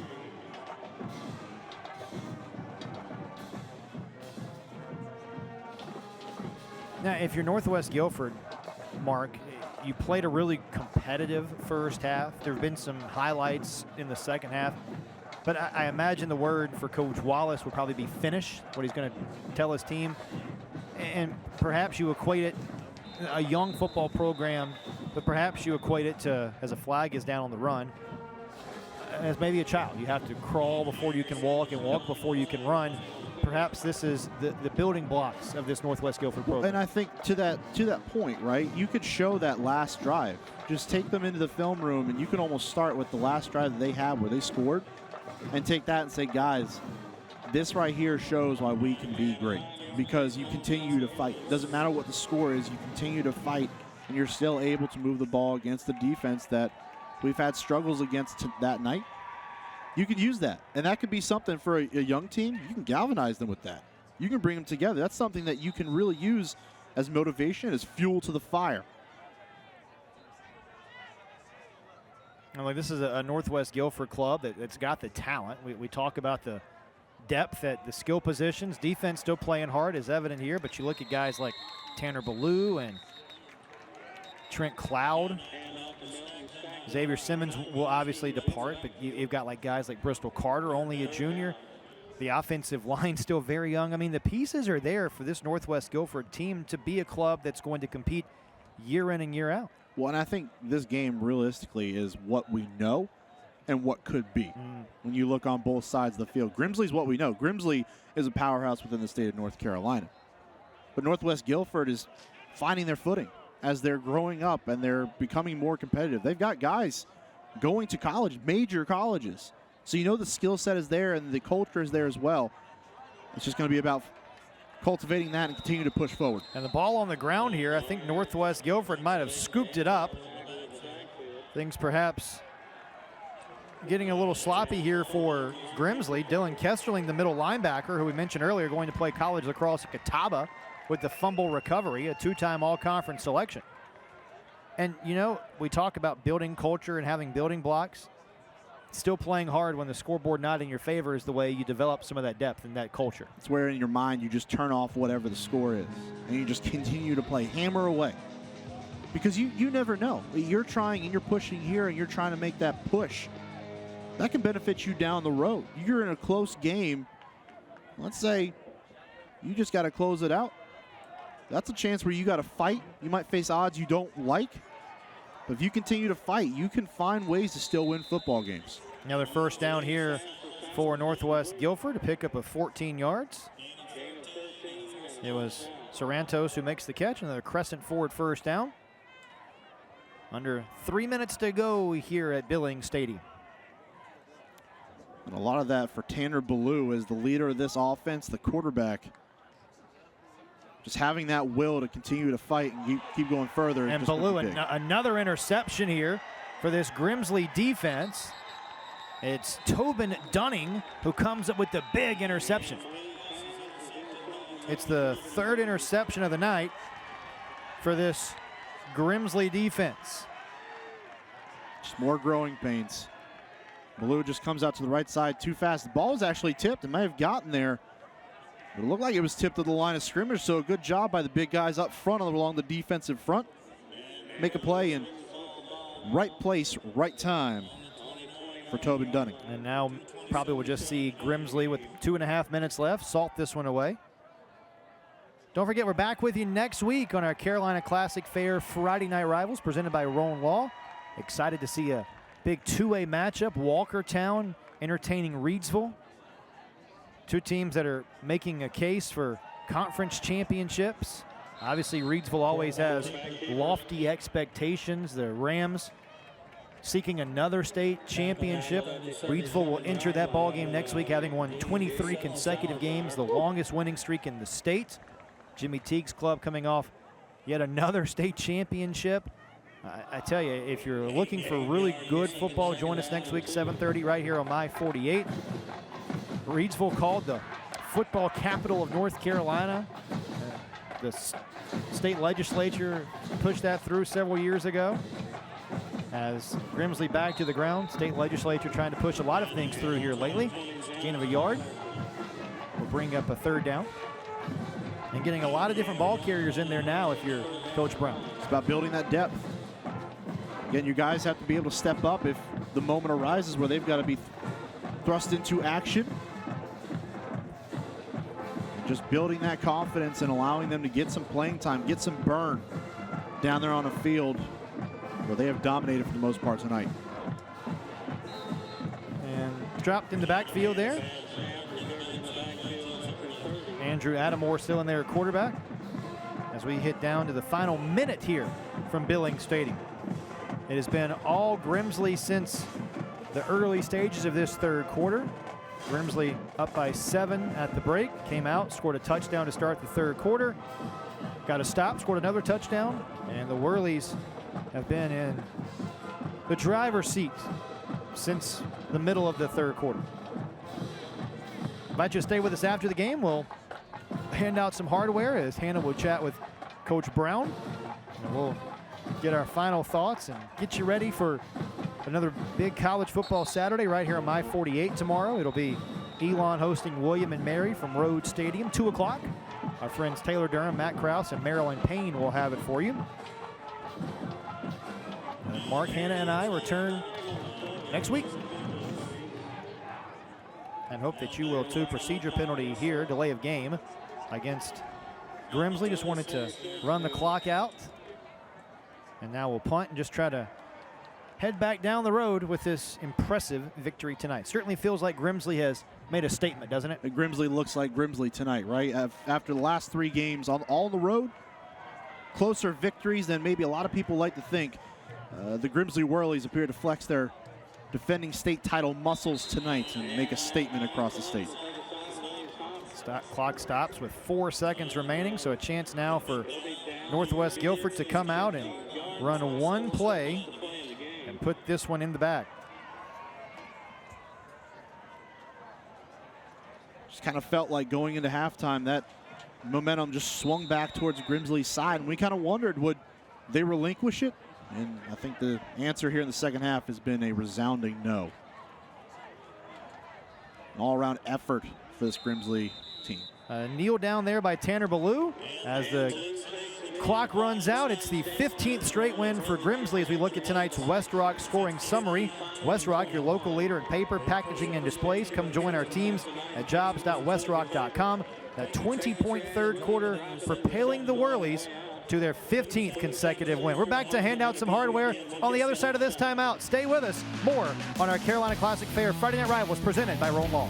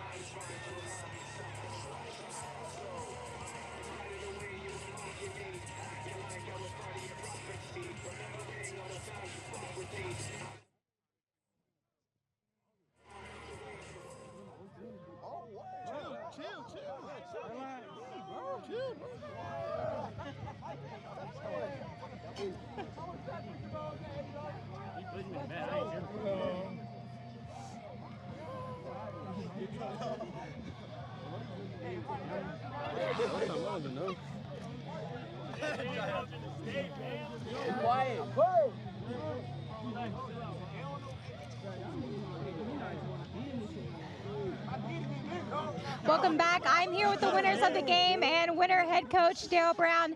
Coach, you told me earlier this week that you wanted to play tough, play strong, and play better. How do you feel you did that tonight? Well, I thought we played really well in the second half. You know, we came out in the third quarter, dominated in the third quarter, had some big stands, made some big plays up front on offense in the third quarter. I thought we ran the ball really well in the second half, so I was really proud of how we played. Absolutely, and how proud of these guys are you tonight as you continue your undefeated season?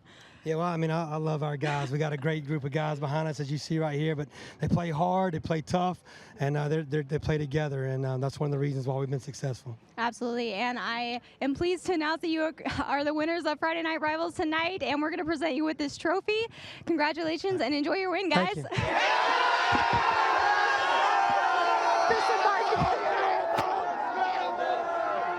Hannah thanks Grimsley used to hoisting some hardware and hoping that is not the only hardware they hoist once the season ends in December. The 15th straight win for the Whirlies now as they move on in conference play. We want to take a second to thank all of our great sponsors who made tonight's game possible. Thanks to Capital Metals and High Point for giving us plaques and the trophy seen in tonight's game. Cook's Rental for those high end zone views, and to Mountain Fried Chicken for our crew meal. Hope that you join us next week at 7:30 on October 1st as Walkertown plays host to the Reidsville Rams. Right here on My 48. For Mark Covert, Hannah Brady, our great stat man Matt Sanderson, and our team in the truck led by Wesley Myers and Lori Bates, this is Chris Edwards saying good night from Greensboro, where the Whirlies whirl into town and pick up a big win, their 15th straight. So long, everybody. Thanks for watching. See you next week for more high school football.